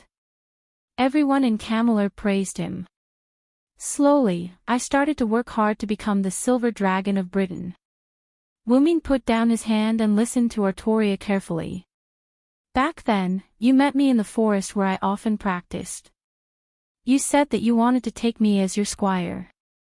I was so happy that I moved out of my foster father's house and moved to your house. Artoria lowered her head and smiled. A few years later, when I learned about your relationship with Merlin, I realized that the encounter in the forest could have been arranged. But I was still very happy. Because of you, Merlin had to slow down my training. Because of you, I was able to taste the joy of being a young girl. Because of you, I was able to feel your love. Finally, because of you, I got the motivation to become a king. Artoria raised her head and looked at Wuming again. She was about to throw herself into his arms. Artoria's mouth opened slightly. Wuming's pupils shrunk. He was a little surprised. If he was not mistaken, the last sentence, which was so weak that he almost did not hear it clearly, was, Wuming did not move, but his eyes kept darting around. Wuming did not expect that Artoria would have so many thoughts. Wuming thought about it carefully and understood. A young girl was told that she had to bear a heavy burden since she was born. Coincidentally, there was a perfect and handsome idol who was shouldering the burden of a young girl. After a deliberately arranged encounter, the young girl and the idol met and spent more than 10 years together. During these years, the idol took care of the young girl in every possible way. The young girl was very happy and gradually fell in love with the idol. When the young girl officially accepted the burden, the young girl confessed everything to the idol. Wuming now felt that Artoria's current situation was caused by him. A girl's heart is so mysterious. Wuming thought. Artoria looked at Wuming, who did not want to hug her. She lowered her head and her face was a little pale. Artoria stood up and said, "Well, I have something to do." Wuming hugged Artoria, who was already petite, in his arms. Artoria was a little stunned at first, but when she realized what was going on, she hugged Wuming tightly. Artoria's face was pressed against Wuming's chest, which was not wearing armor. She listened to the strong and powerful heartbeat of the king and smiled. I'm sorry," Wuming said. Artoria, who was in his arms, was stunned. "I can't promise that I can be with you until the end, but I will try my best to be with you until the end. This is the biggest promise I can give you." Wuming signed a contract with King Yusef. As long as Wuming fulfilled the contract, he would be freed. As a person who did not belong to this era, Wuming would most likely return to his era after he was freed. This was what Merlin told Wuming. Wuming immediately told Artoria his concern. Maybe it was because she trusted Wuming or because she learned from Merlin. Artoria did not change her expression. She just said lightly, "It's enough." The two of them hugged each other and blended together.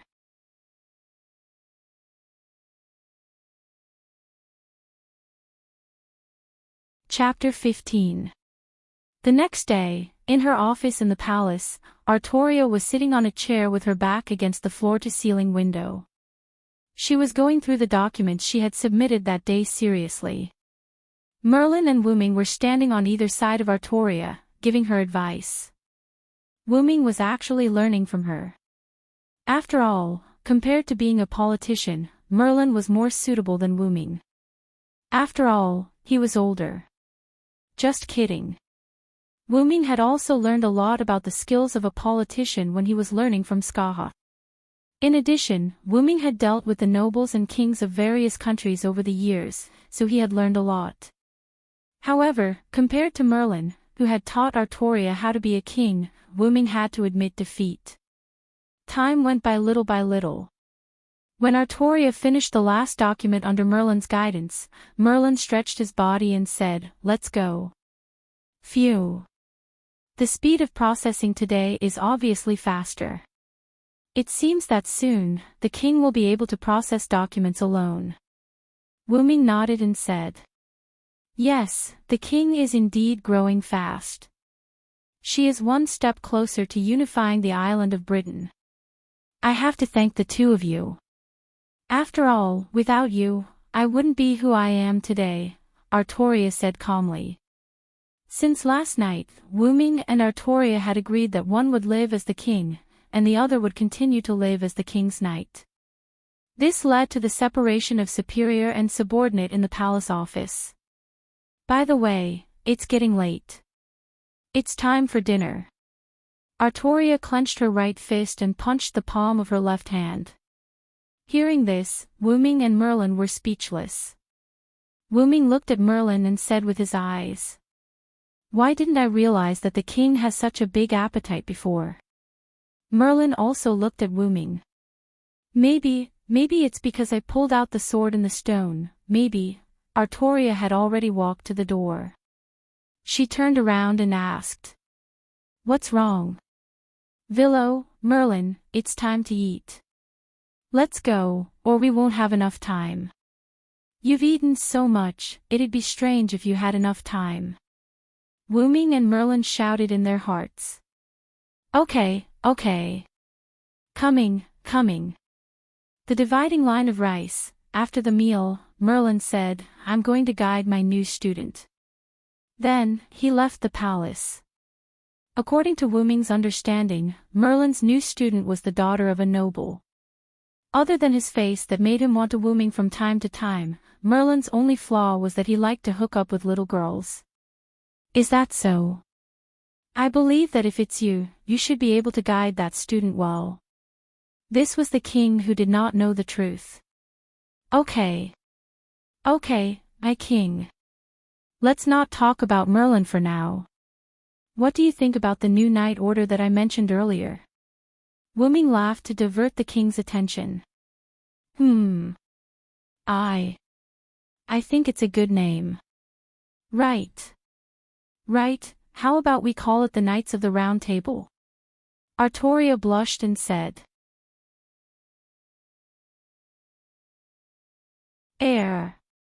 My king, did you think of this name after seeing the round table that we ate at just now? The more Wuming thought about it, the more likely it seemed. The famous Knights of the Round Table had a name just because of a meal. How could that be? Right, I just remembered the round stone table that my foster father gave me a few days ago. My foster father meant that I could use that big table for meetings in the future. I thought that since we're using a round table, why don't we call it the Knights of the Round Table? Artoria looked like she was taking responsibility and did not want to eat anymore.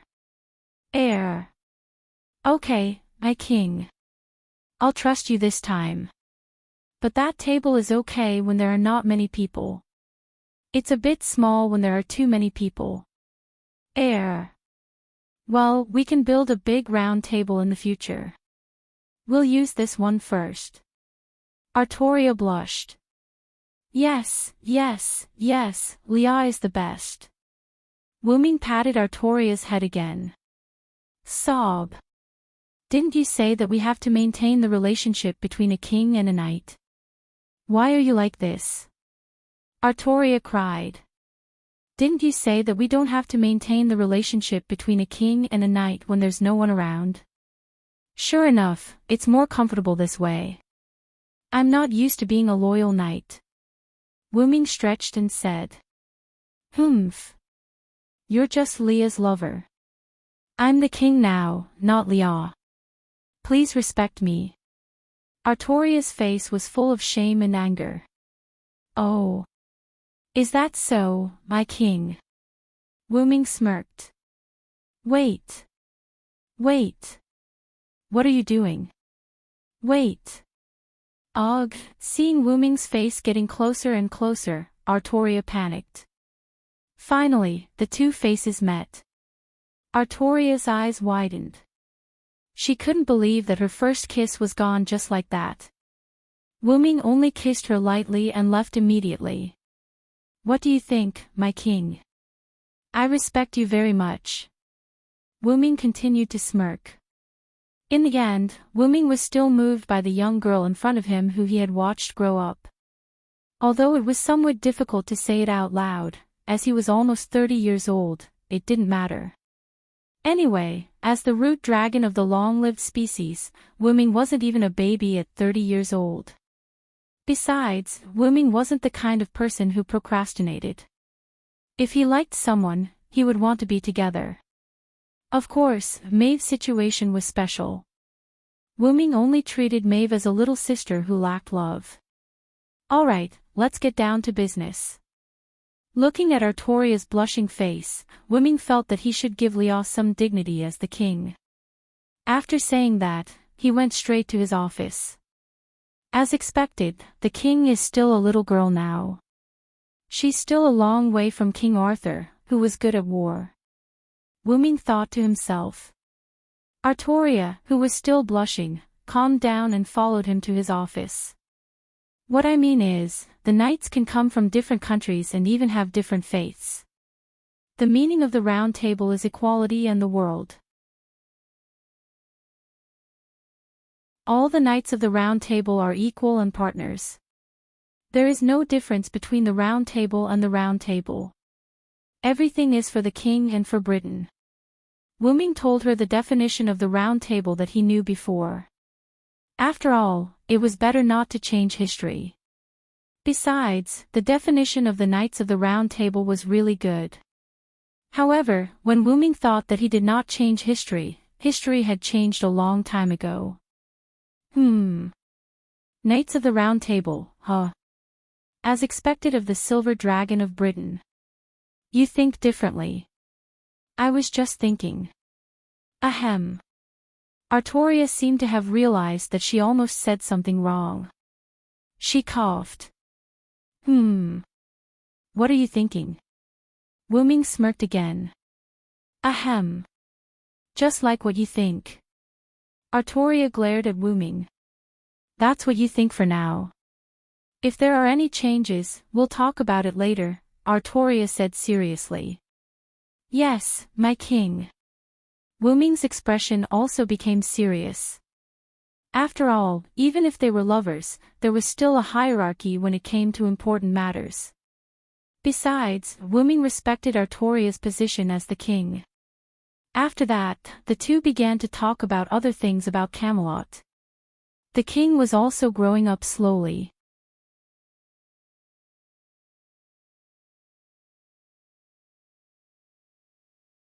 Chapter 16. The banquet lasted until nightfall. After everyone left, Wuming asked the maids to leave and help the drunk Artoria to her room. You said you can't drink anymore. You must be drunk. Wuming sighed. Artoria saw that it was Wuming who was helping her, so she leaned her body against him.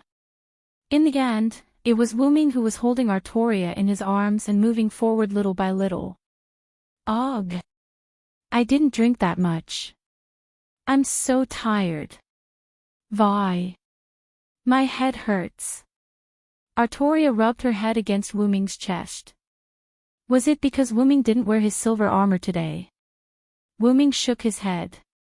Wuming waved his hand, and a few lune runes appeared. Wuming put his hand on Artoria's forehead.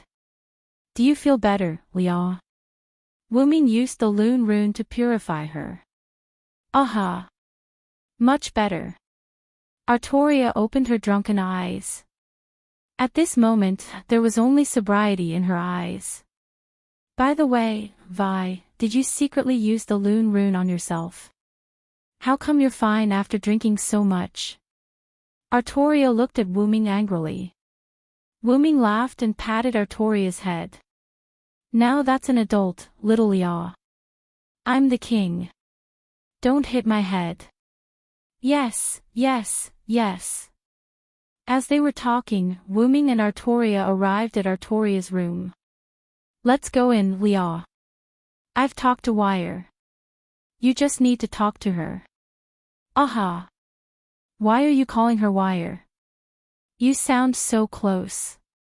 Seeing that Artoria was angry again, Wuming patted his face and laughed. She promised to keep it a secret for you. Alright, don't be jealous. Let's go in. I'll stay here tonight. What's wrong, Vi? Is something going to happen? Artoria asked seriously. Nothing. I'm just worried that some maids or knights might come by and eavesdrop on us. Of course, it was a lie. What really worried Wuming was Morgan Le Fay. He was worried that the woman would do something on Artoria's wedding night. Just in case, Wuming decided to stay at the door. Alright, but if anything happens, you have to call me, Artoria said. Artoria said worriedly. How could she not see that Morgan Le Fay was acting strangely today? Although her sister Wang had always been strange. Alright, I know. Let's go in. Tomorrow is the first meeting of the Knights of the Round Table. Wuming pushed Artoria into the room. After closing the door, Wuming quickly moved his hands in the air. Lines of lune runes appeared in the air. Then, a large number of lune runes were attached to the walls of Artoria's room. The whole room was sealed, including the windows. Phew. Wuming took a deep breath and took out the armor from the lune rune. He put it on with magic. However, he did not wear a helmet. Now, the lune rune on Wuming's body had been turned into a golden tattoo that looked like a dragon's head. It was tattooed on Wuming's right arm. This noble phantasm was a support noble phantasm that did not have any actual attack power. The name of the noble phantasm was Dragonist. The documents that Wuming submitted to Artoria were also kept in Dragonist. Now, everything that Wuming had was stored in Dragonist. It was safe and convenient. Noble Phantasm was one of Wuming's greatest weapons. A safe and convenient independent space like this was not something that anyone could have.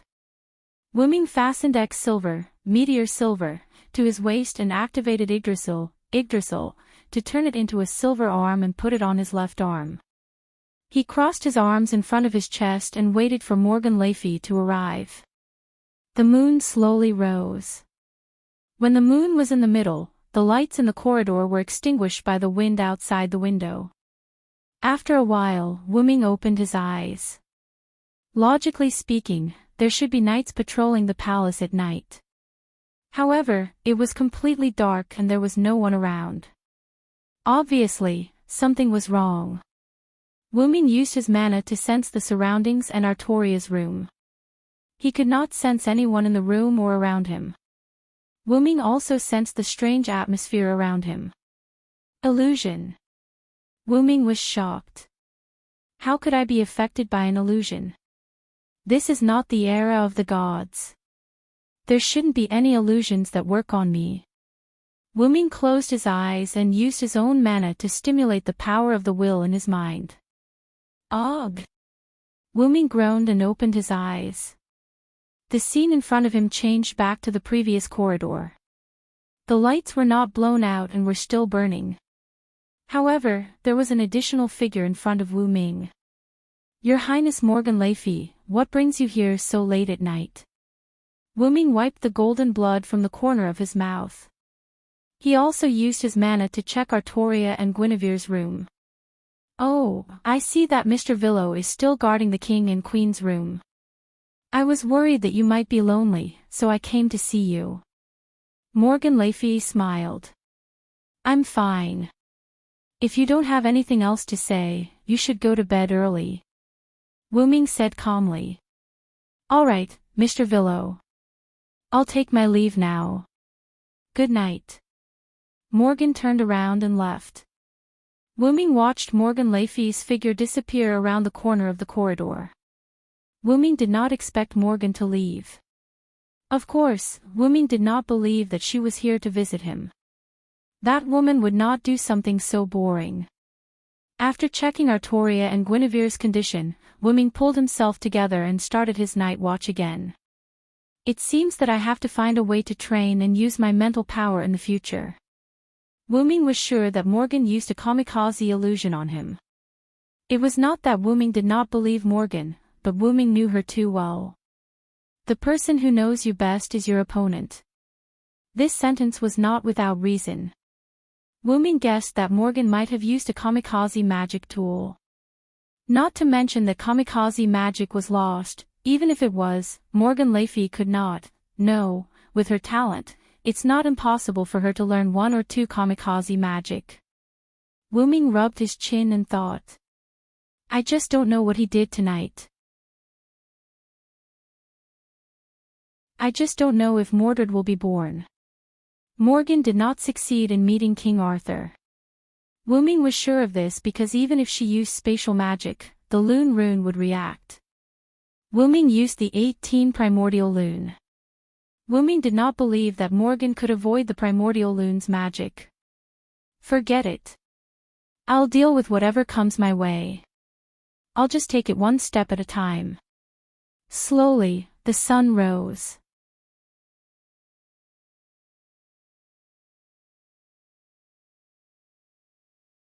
Chapter 17. Not long after the sun rose, Artoria pushed open the door to her room. Queen Guinevere came out with her. Villo, did anything happen last night? Although it was a question, Artoria asked with certainty. Obviously, Artoria trusted Wu Ming. She believed that even if something happened, he would be able to handle it. I'm fine. It was a peaceful night. Wu Ming shook his head. Although he did not sleep last night, Wu Ming was fine.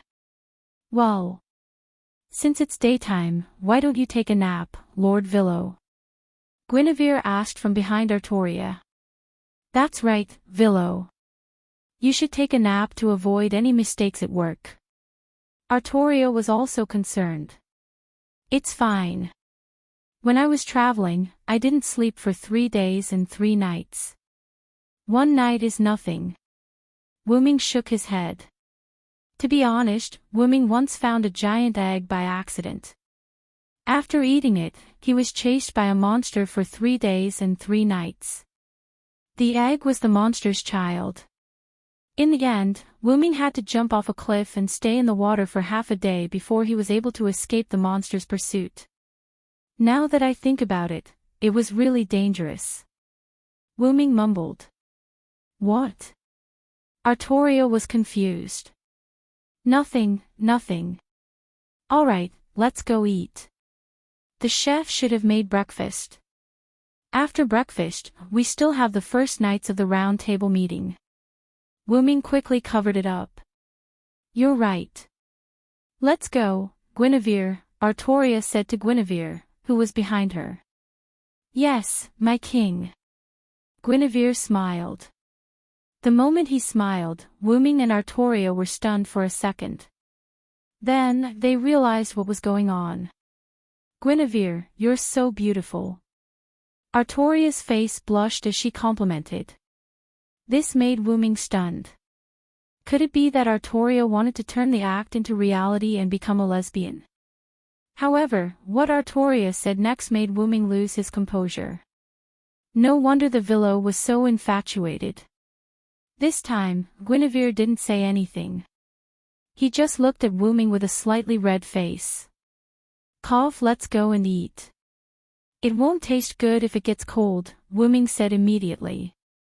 Oh, let's eat. Don't let the food get cold. Artoria's eyes lit up. She wanted to go to the dining room immediately.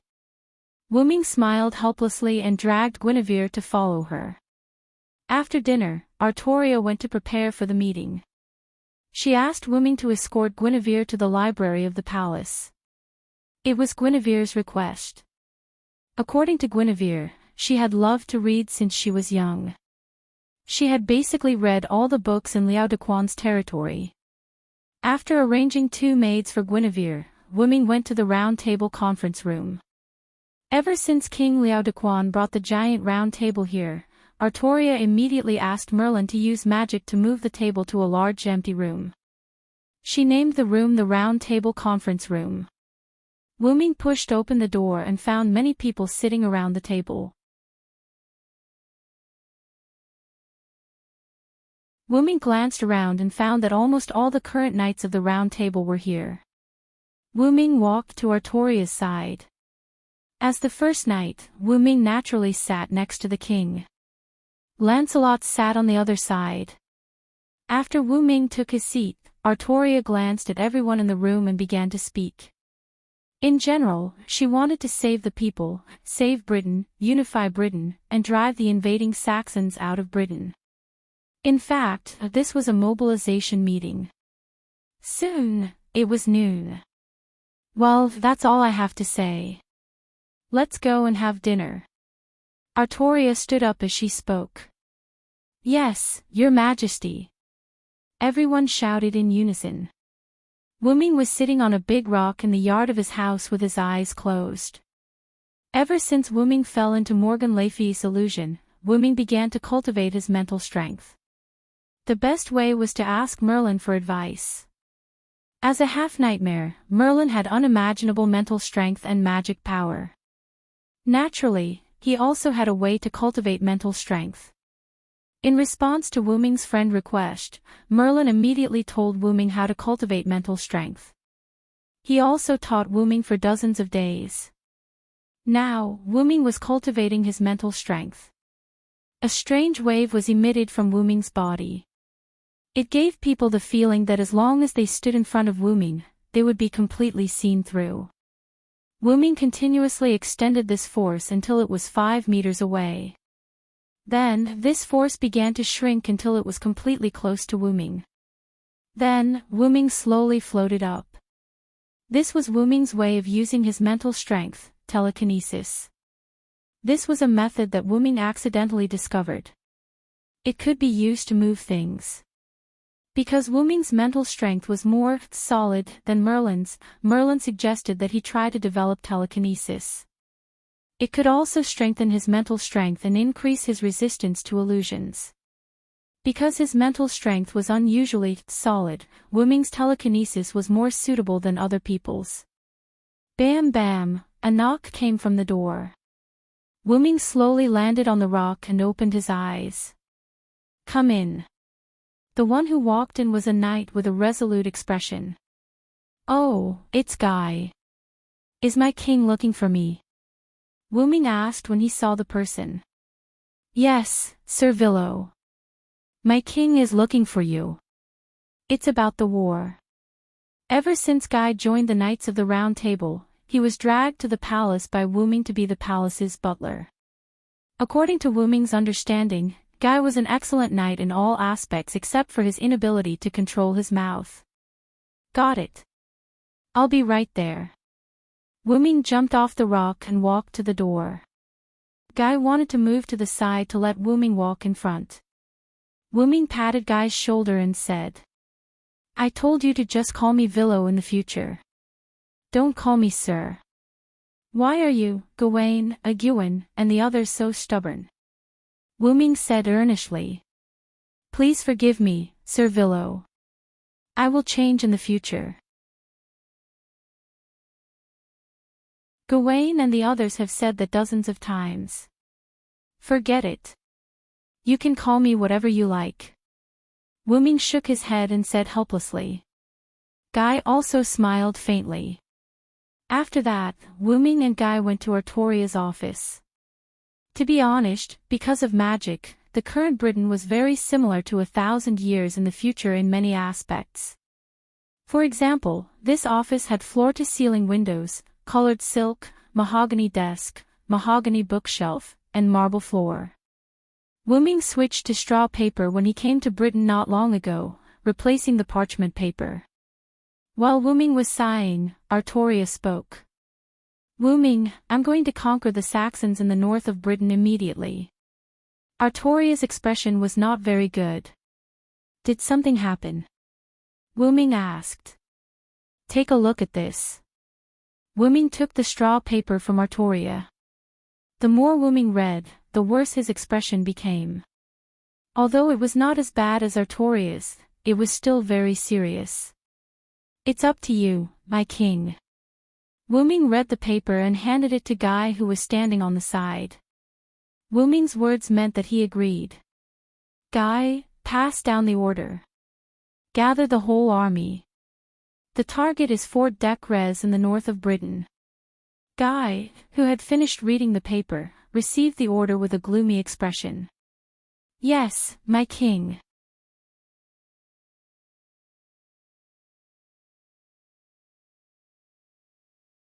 Chapter 18.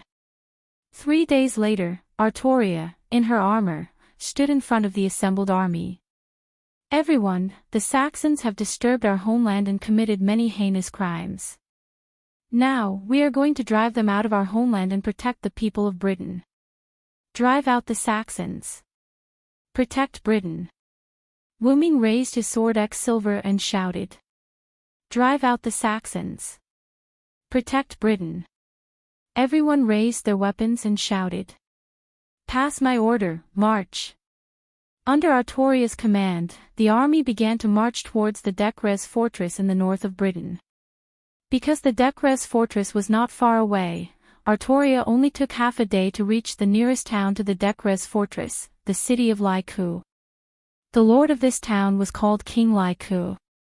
Ever since the Anglo-Saxons had taken possession of the fort of Decres, King Lai had been troubled every day. If the Saxons continued to invade, King Laiku's territory would be the first to bear the brunt. As the lord, Laiku would definitely be killed by the Saxons. After all, this was what the Saxons did when they invaded Britain.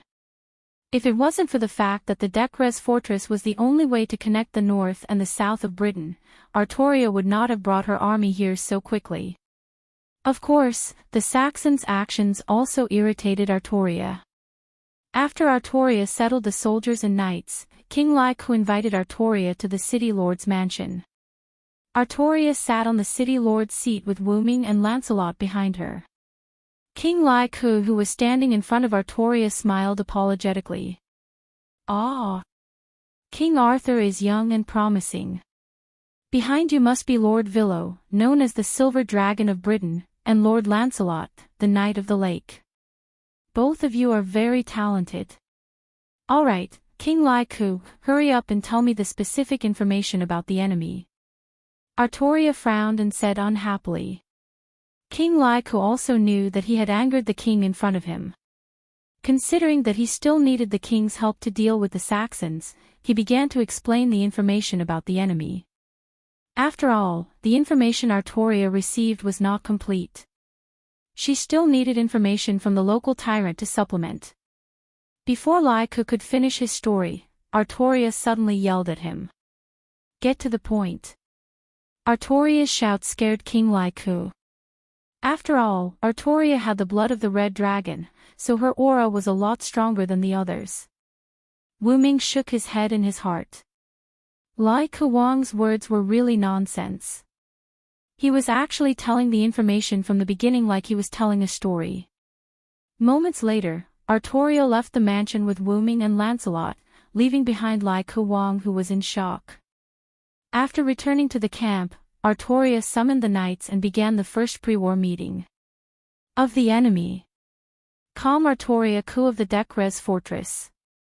With Wu Ming's strategy, Artoria decided that she would personally lead the team to face the enemy head-on.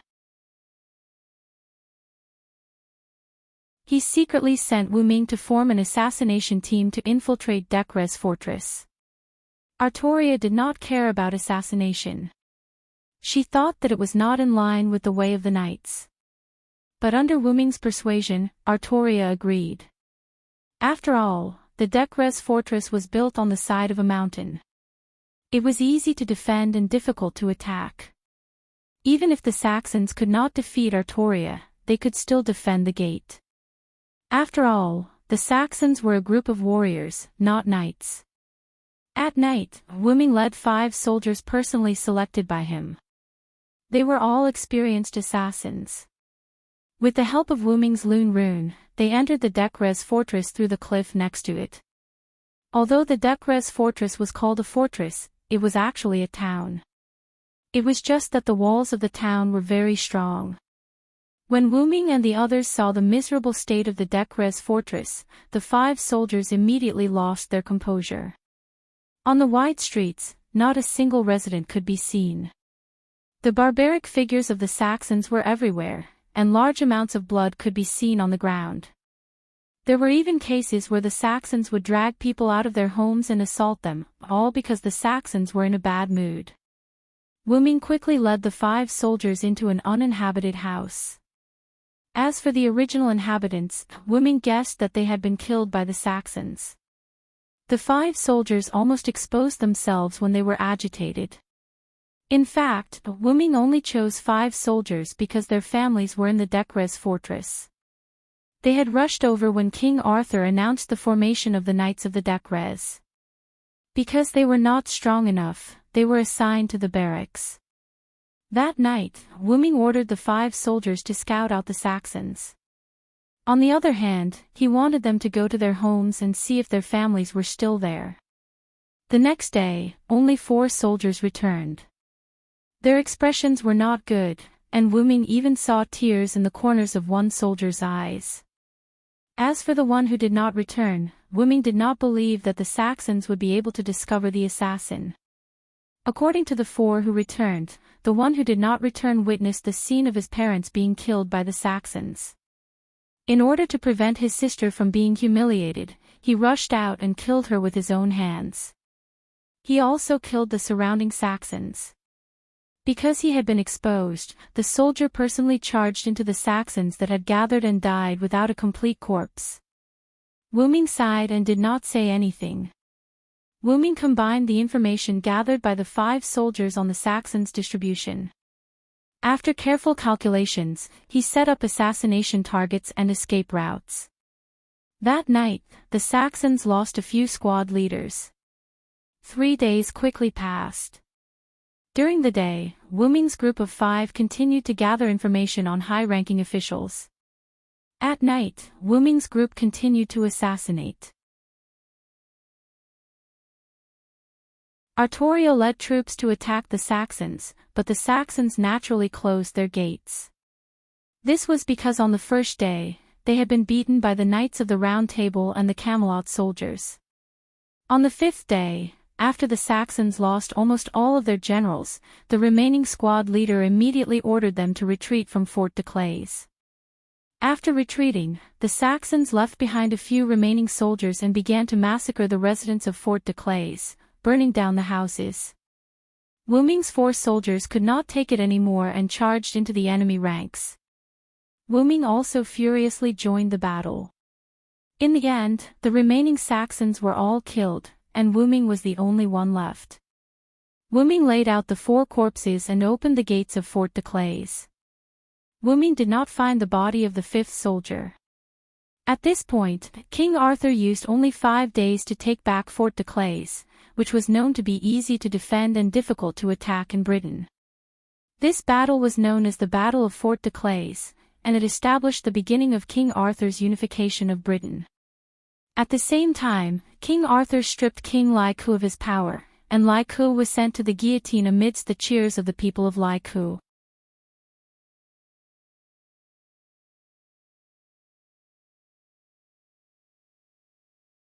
Chapter 19. It had been 10 years since Declete's Blitzkrieg. After 12 major wars, King Arthur had driven the Saxons out of Britain. At the same time, the sword and the stone, Caliban, the invincible golden sword, had broken the code of chivalry in order to save the life of a knight. Because of that, the knight felt extremely guilty and volunteered to search for the Holy Grail that could grant wishes to restore the broken sword and the stone when the war was over.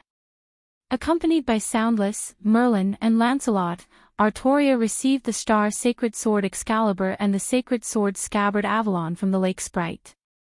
Moreover, Artoria was blessed by the lake sprite and could walk freely on water. This solved the problem of Artoria's inability to swim. After all, Artoria couldn't appear as a woman. She would be exposed if she tried to swim.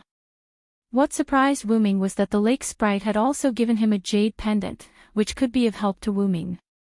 Wuming later realized that wearing this jade pendant could reduce the negative effects of his dragon attribute, so he had been wearing it ever since. During this time, the number of knights of the Round Table had increased to 150, which was just enough to fill the Round Table. At the same time, Wuming also met the traitorous knight, Mordred. He was wearing a white armor with red stripes, and he had a hoarse voice. Wuming always felt a strange connection with the traitorous knight whenever he was close to him. It seemed that Mordred could feel it as well. Because of this, Mordred often spoke ill of Wuming. Regarding this connection, Wuming vaguely guessed something in his heart. At this time, Artoria was not in Camelot. The Silver Dragon, or Wuming, was in charge of guarding Camelot. In the early days of King Arthur's conquest, some nobles and kings ambushed Camelot when Artoria was leading her army to battle. Fortunately, Camelot's soldiers managed to hold them off for a while, allowing Silent Wonder to use Excalibur to protect Camelot as soon as he returned to Camelot. By the way, Excalibur's noble phantasm was a pillar of light that shot up to the sky. It was similar to Gawain's Excalibur and Artoria's Excalibur. Since then, Wuming had been stationed in Camelot by Artoria to protect Queen Guinevere and the city of Camelot. As for the nobles and kings who attacked Camelot, Artoria was determined to eliminate them one by one. She told Wuming that, even if we keep them alive, they will be a disaster. For the future of Britain, we should get rid of them. In the backyard of the palace, Guinevere, who was in her 20s, had become even more beautiful. She was taking care of her flowers while Wuming stood beside her. Master Villo, do you think these flowers are beautiful? Guinevere did not turn around, but Wuming could still feel her smile. They are very beautiful. Then, why don't you pick the flowers you like? Guinevere was a little sad. I like them. But as a knight, I should not think about that. Is that so?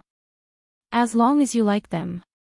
Guinevere turned around and smiled. This country is at peace, Guinevere said cheerfully. If I'm not mistaken, yes. Wuming was a little worried. Don't worry, Lord Varen. With the invincible Silver Dragon of Britain and the incomparably valiant King Arthur, there will be peace. I hope so, Wuming mumbled. The more peaceful it was, the more uneasy Wuming was. In fact, Wuming had not seen Merlin for a long time. He could not contact Merlin either. Wuming guessed that Merlin might have been sealed away by Morgan Le Fay in Avalon, a fantasy land far away from the mortal world. Wuming had warned Merlin, but it seemed like it was useless. Artorio left Camelot to find Merlin. Morgan Le Fay. I hope you can behave, or I will take you away before I leave. During the banquet, everyone was celebrating the unification of Britain and the arrival of peace. Wuming, on the other hand, was thinking about what Artoria said to Wuming today. Vi. You should leave now, Artoria said. Yes, Britain is at peace. the spell on my body reacted a little. When Wuming was summoned and signed a contract with King Yusef, a layer of magic spell was added to Wuming's body. As long as King Yusef's goal was achieved, the spell would activate and send Wuming back to his original place. However, Wuming was attached to this place. Wuming looked at Artoria, who had not changed at all in 10 years. Wuming could not help but sigh.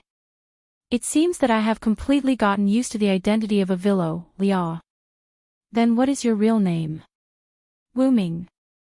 Then I will call you Ming from now on. Also, this thing, please keep it. Wuming was shocked when he saw the thing Artoria was holding. Wait, Liao, isn't this Avalon? Why are you giving it to me? Seeing Wuming's slightly anxious eyes, Artoria smiled. Because it is at peace. I need you to keep it for me temporarily. Because you said that Avalon will be lost. But, what if I take it with me when I leave? No one knows how long the spell on my body can last.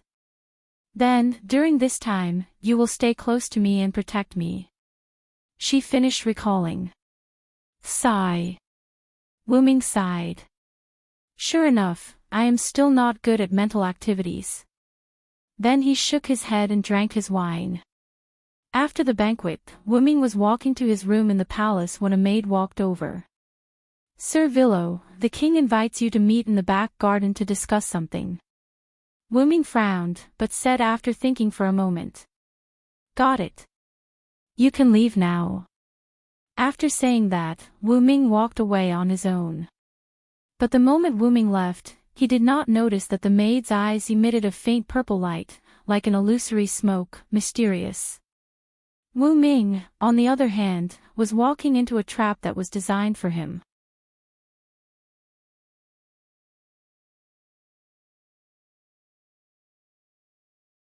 Chapter 20. Wuming followed the maid's instructions and arrived at the designated location in the backyard of the palace. Then, Wuming saw Artoria sitting on a chair. Wuming walked up and asked. Liao, is there something you need from me? Of course, there is. Suddenly, Artoria turned around and crashed into Wuming's arms. Wuming immediately raised his eyebrows and jumped back. Who are you? Yes, the other party was not Artoria. When the other party spoke, Wuming sensed something strange. When the other party jumped into Wuming's arms, Wuming was already prepared to retreat. But Wuming was still a step too late. Wuming could clearly feel a faint dark aura wrapping around him. Wuming looked at Artoria in front of him, whose face he couldn't see clearly, and his expression froze. He. Lord Vilo, it seems that you still haven't recognized me. The other party smiled with a little pride. Could it be? You are Morgan Le Fay, Wuming said in a surprised tone. The other party's temperament, figure, hair color, and voice were all very similar to Artoria's. That was the effect of high-level magic, but Wuming could still see that the other party's original body was related to Artoria. Apart from Morgan Le Fay, Wuming couldn't think of anyone else. He. Lord Vilo, long time no see.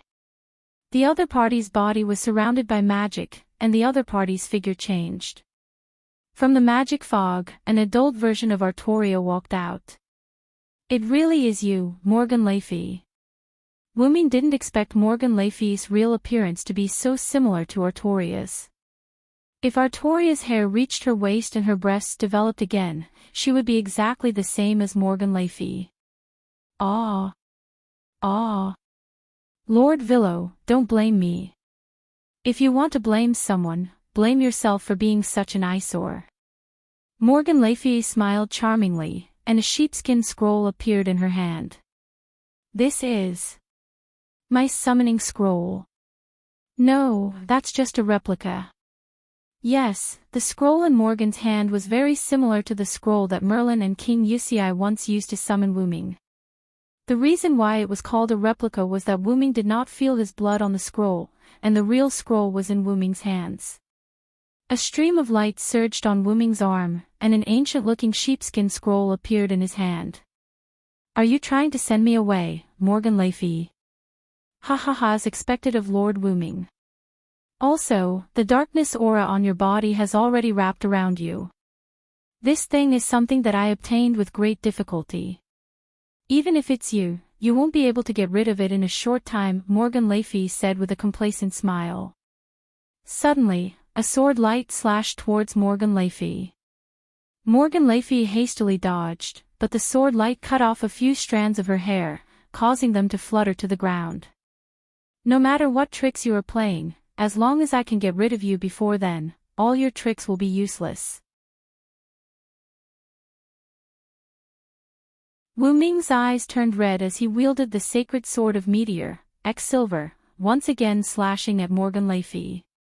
"This won't do, Lord Villo. You should obediently leave." Morgan Le Fay's finger moved, and a technique was instantly shot out. At the same time, the black aura within Wu Ming's body suddenly erupted, imprisoning Wu Ming. "Ugh!" Wu Ming maintained his sword-slashing posture, and suddenly became motionless. In the next moment, a mouthful of golden blood spurted out from his mouth. PFFF.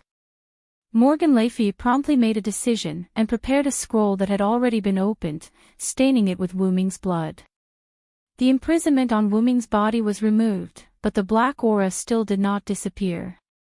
Wu Ming knelt on one knee, leaning on his sword as he looked at Morgan Le Fay with resentment. "Hateful, Morgan Le Fay, just you wait." "Hee Lord Villo, then I'll be waiting." Morgan Le Fay instantly activated the reverse summoning of the scroll, and threw it at Wu Ming. When the scroll was half a meter away from Wu Ming, it suddenly activated, and a magic formation appeared on the surface of the scroll. A suction force appeared from the magic formation, as if it wanted to suck Wu Ming in. In fact, after the scroll sucked Wu Ming in, it would open a space-time channel, sending him back to his original era. "Don't even think about having your way." Wu Ming began to resist, but the black aura within his body played its role, unceasingly eroding Wu Ming's 4 limbs, 5 viscera, and 6 bowels.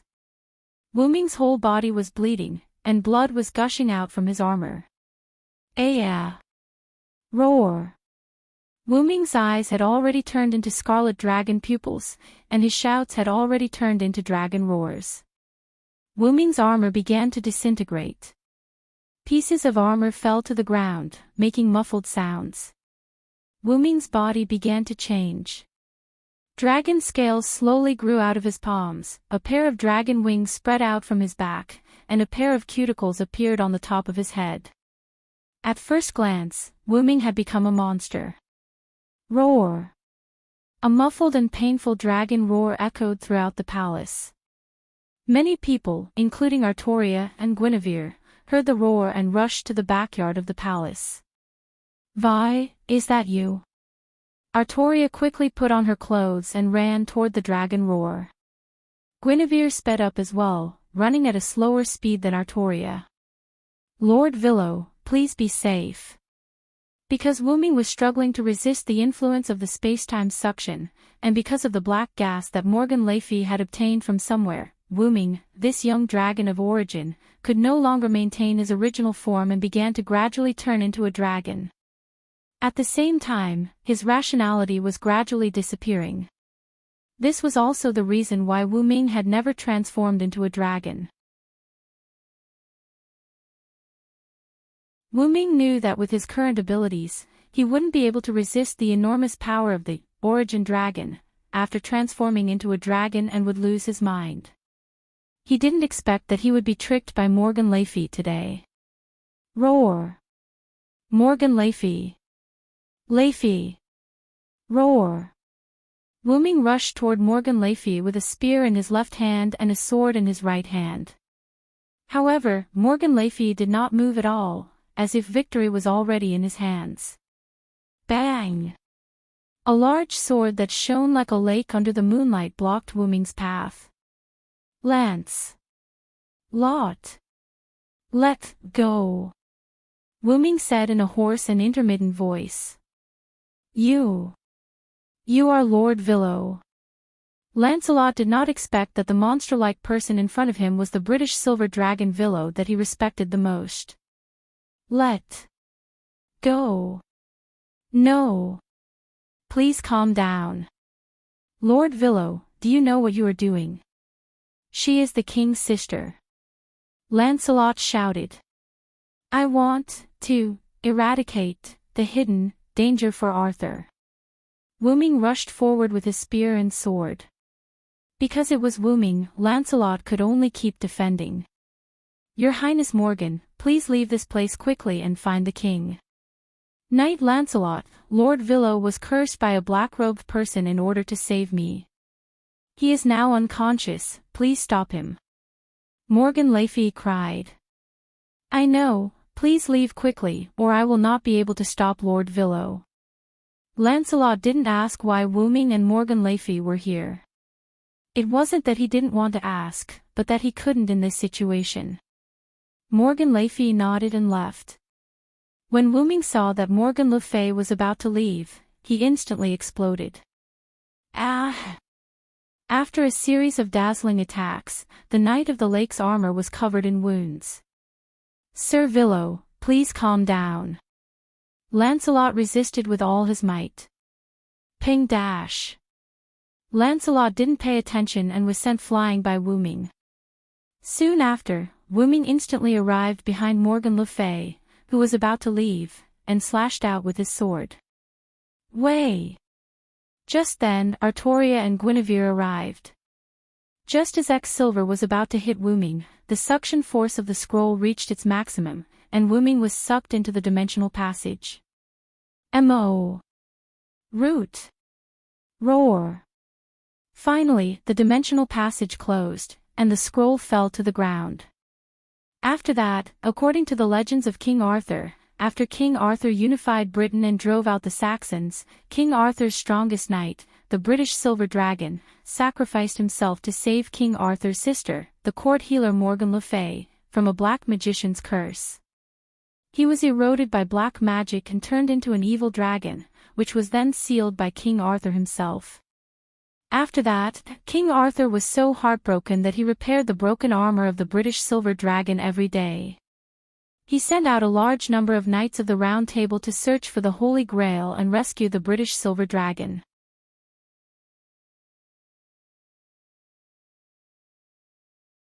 During this time, King Arthur's queen, Guinevere, was discovered to have betrayed the king and fallen in love with someone else.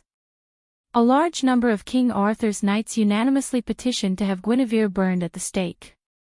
Lancelot, who was known as the Knight of the Lake, saved the queen out of love. While saving her, he accidentally killed the Knights of the Round Table, Gareth, and Gaholes, causing the Knight of the Sun, Gawain, to hate him. After Guinevere became a nun and Lancelot fled to France, Gawain requested to pursue Lancelot. Out of morality, King Arthur led an expedition to France. King Arthur left behind Knight Mordred, who was trusted by King Arthur. After King Arthur refused to acknowledge him as his descendant, Mordred already had thoughts of rebellion. During King Arthur's expedition, he spread the rumor that the king was dead. He united many knights who were disappointed in the king and proclaimed himself king. After King Arthur heard this, he immediately returned and fought Mordred to the death in Camlan's Hill. In the end, King Arthur released the Holy Lance and killed the traitorous knight Mordred. However, King Arthur was also heavily injured by the traitorous knight Mordred and did not have long to live. During this time, Lancelot asked about it and came to rescue, but was stopped by the Knight of the Sun, Gawain. Gawain was hit by the enemy on Camlan's Hill and suffered an old injury during the battle with Lancelot. In the end, Gawain died on Camlan's Hill. In the end, the only knight left, Bethel, threw the Excalibur, which was King Arthur's sword, into the lake 3 times according to the king's order. In the end, Bethel and Lancelot died alone, Guinevere became a nun for the rest of her life, and King Arthur was sent to a fantasy land by the Lady of the Lake to wait for a future crisis in Britain. Arthur's dynasty was destroyed.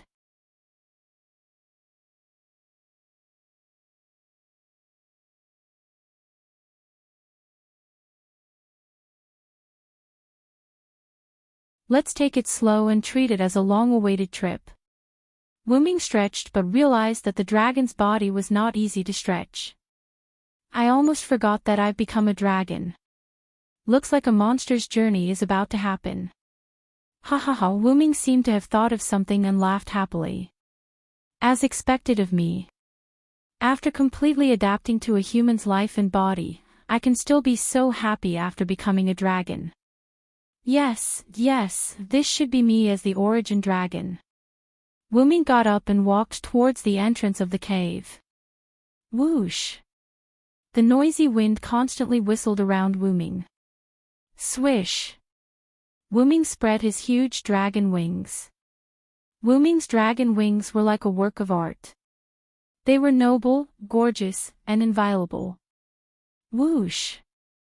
With a flap of his wings, Wuming soared into the sky and flew into the distance. Wuming flew unscrupulously in the sky. Because he was a dragon, there weren't any beasts that didn't have eyes to attack Wuming.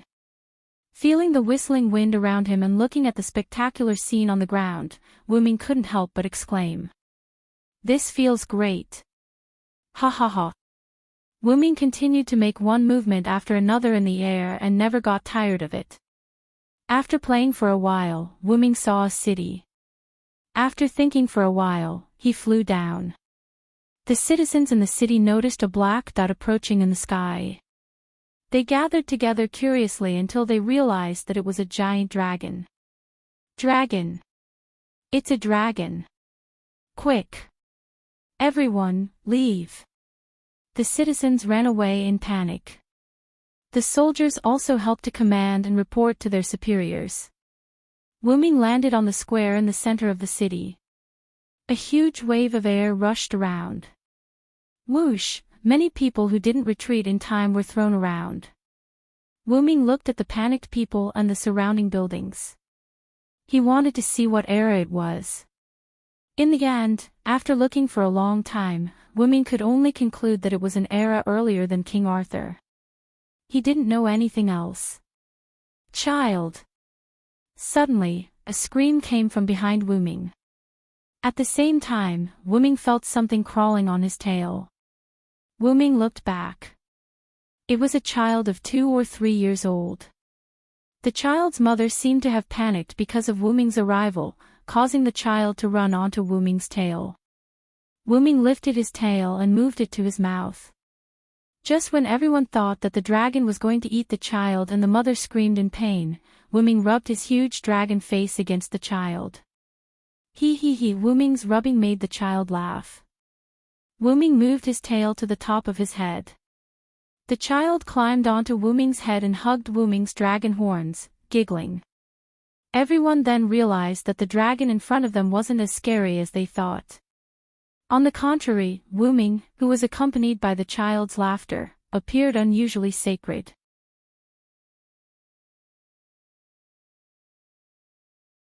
May I ask? Lord Dragon God, can you return my child to me? The mother also saw that the sacred dragon in front of her didn't seem to have any intention of hurting or eating people, so she mustered up her courage and went forward to ask. Wuming extended his dragon tail and the child playing with the dragon horns on Wuming's head obediently climbed up. Wuming moved long way down and moved in front of the mother. Thank you for not hurting my child. Thank you. The mother hurriedly hugged the child and thanked him while crying. The people around them also heaved a sigh of relief and relaxed, but they still didn't let down their guard. After all, even if the dragon in front of them was friendly and sacred, they couldn't guarantee that it wouldn't suddenly go berserk. Wuming saw that the people around him were slowly calming down, so he directly opened his mouth and asked. Can you ask your king to talk to me? I have something to ask him. Suddenly, there was a deathly silence around them.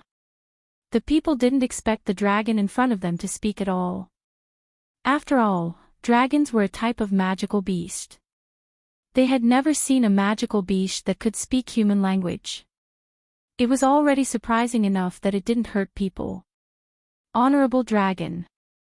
Lord Dragon, we have already sent someone to inform His Majesty the King. His Majesty the King should be here soon. Please wait a moment, said a braver soldier. At this time, a group of people came from afar. The leader was a man who looked to be in the prime of his life and had the temperament of a king. Wu Ming guessed that this should be the king.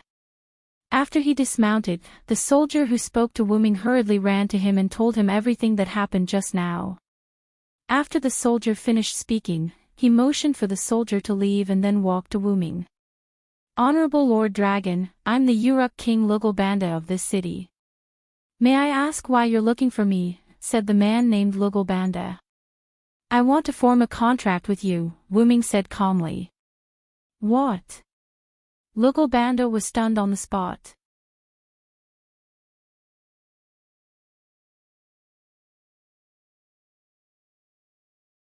Chapter 22.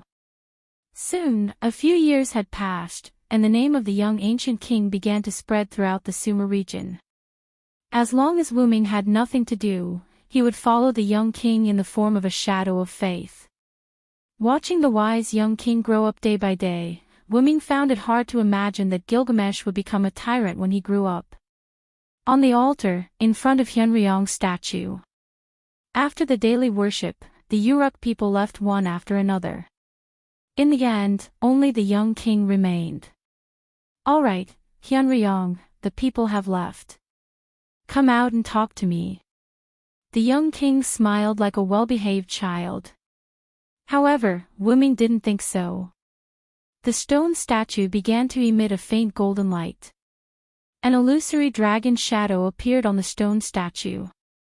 You're still as wicked as ever, little Gil. An ancient, dull voice sounded. Ha ha ha. What can I do? I'm a well-behaved child. Pure laughter entered Wu Ming's ears. Wu Ming shook his head. Let's go. Today is the spiritual peak adventure. The young king's eyes lit up. Is it the legendary spiritual peak Abif Mountain that even the gods fear? Of course, the place I'll take you to will definitely be the best. Wu Ming tilted his head and said proudly. Then, get ready. After that, Wu Ming began to chant. In the young Gilgamesh's slightly nervous and excited eyes, a gorgeous golden magic circle enveloped him.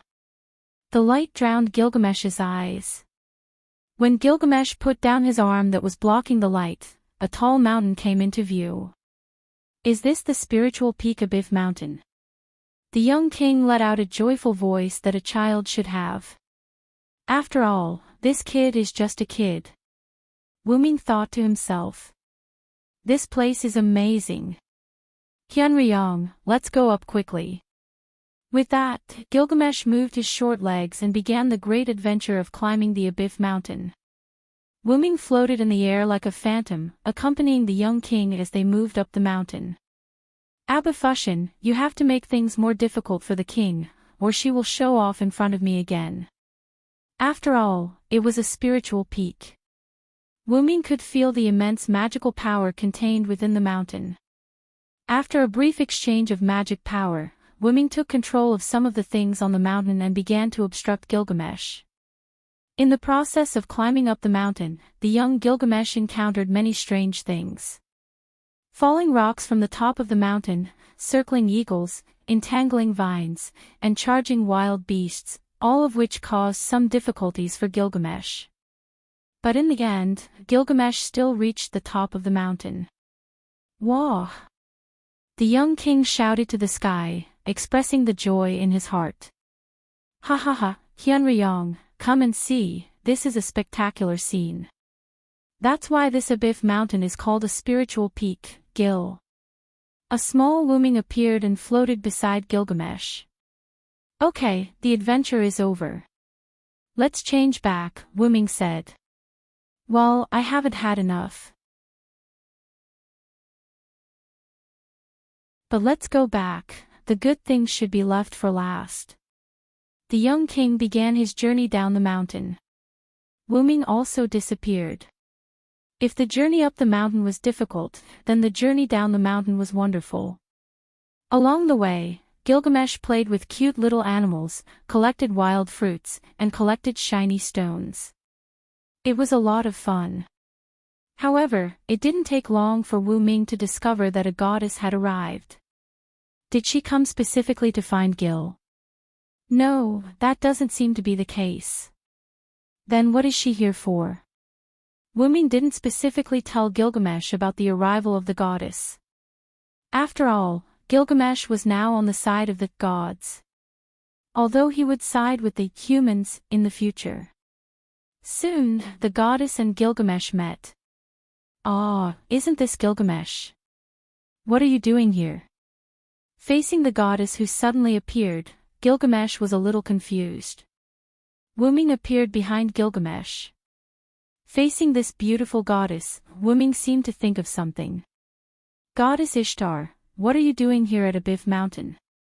Wu Ming's ancient and dull voice sounded. Oh, isn't this Hyunryong Sama of Uruk? Are you still accompanying the young king? I thought you had left long ago. I don't think Romat Ningsuan can restrain you. What, do you like to be a nanny? Or do you like the young king? The goddess called Ishtar by Wu Ming joked. Although it was an honorific, there was no respect in it. I don't need you to care about my business. Let your father come. In fact, when Wu Ming became the Hyunryong of Uruk, Wu Ming had contact with the Protoss in the Sumer area. Perhaps because Wu Ming showed his true form, which was the legendary dragon of origin, the divine King Anu was in awe of Wu Ming. This gave Wu Ming, who was not very strong at that time, an opportunity to pretend. He disguised himself as a very powerful legendary, origin, dragon who was injured and needed faith to recover from his injuries. Therefore, the scene of Wu Ming scolding Ishtar appeared. You must be joking. I'm here today to see this spiritual peak. I won't disturb you and the young king. With that, she continued to walk up the mountain. I've long heard that Goddess Ishtar is very brave. Today, I see that it's true. Let's go, Gil, let's go back. However, Gilgamesh did not move. What's wrong, Gil? Wu Ming was puzzled. Gilgamesh should not have been charmed by the goddess. There's something wrong with that goddess's gaze, Gilgamesh said in a light tone. Something wrong? Yes, it's a gaze that looks like she's about to destroy a treasure. What you mean to say is, I think her target is this spiritual peak, Mount Abiv. That's none of our business. Let's go. Although that was what Wu Ming said, he did not think so. Hyunryong, send me back to Uruk. I want to go back soon. I really don't know what to do with you. With a flash of light, Gilgamesh disappeared on the spot.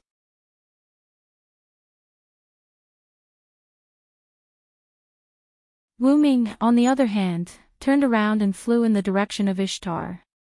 If I remember correctly, there's a story in Mesopotamia. The goddess Ishtar destroyed Mount Abiv because she did not like it. With every step she took, her divine might increased until she grasped the peak and pierced the heart of the mountain with her spear, causing the spiritual peak of Mount Abiv to collapse completely. Trying to stop Ishtar's destruction of Mount Abiv is really a vexing matter. Do I have nothing better to do? But, I do have nothing better to do. Ishtar, I'm here to stop you.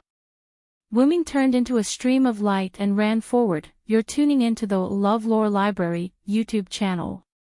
We're so grateful for your support, and don't forget to subscribe to join us on this incredible journey through captivating stories. Your generosity through donations truly makes a world of difference, as it's the primary source of revenue that allows me to expand and enhance this channel for you. Thank you from the bottom of my heart for being a part of this adventure.